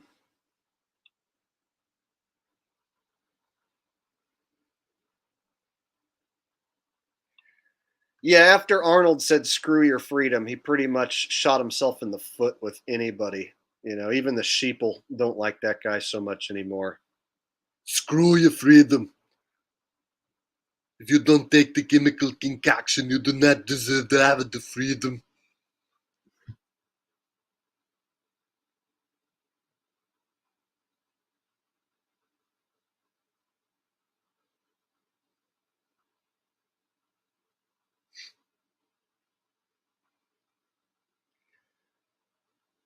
All right, guys. With that, I've been on here for a while and I am getting a little tired. So I'll go ahead and wrap up, let you enjoy the rest of your Thursday night. I want to thank everyone for being here. I got a lot of donations tonight. I want to thank everyone who donated. David Yount with $100 donation. It's very generous. Thank you again. And Jonna X earlier, generous donation. Several people with very generous donations. Thank you all from the bottom of my heart. I had a good time broadcasting tonight and hope you guys enjoyed the stream. Got something out of it. Got a few laughs at the very least. And if you missed any part, go back and rewatch. I will rewatch my own stream and read all of the comments that I missed. So if I didn't read your comment live, I do go back and rewatch and read every person's comment to see who was here and who said what. So I will read all those. So thank you for everyone for joining me tonight and being here. All my beautiful mods, Danielle Funk, all you guys. So until next time, this is Jake the Asshole, the one and only, signing off. Y'all take care. See you next time.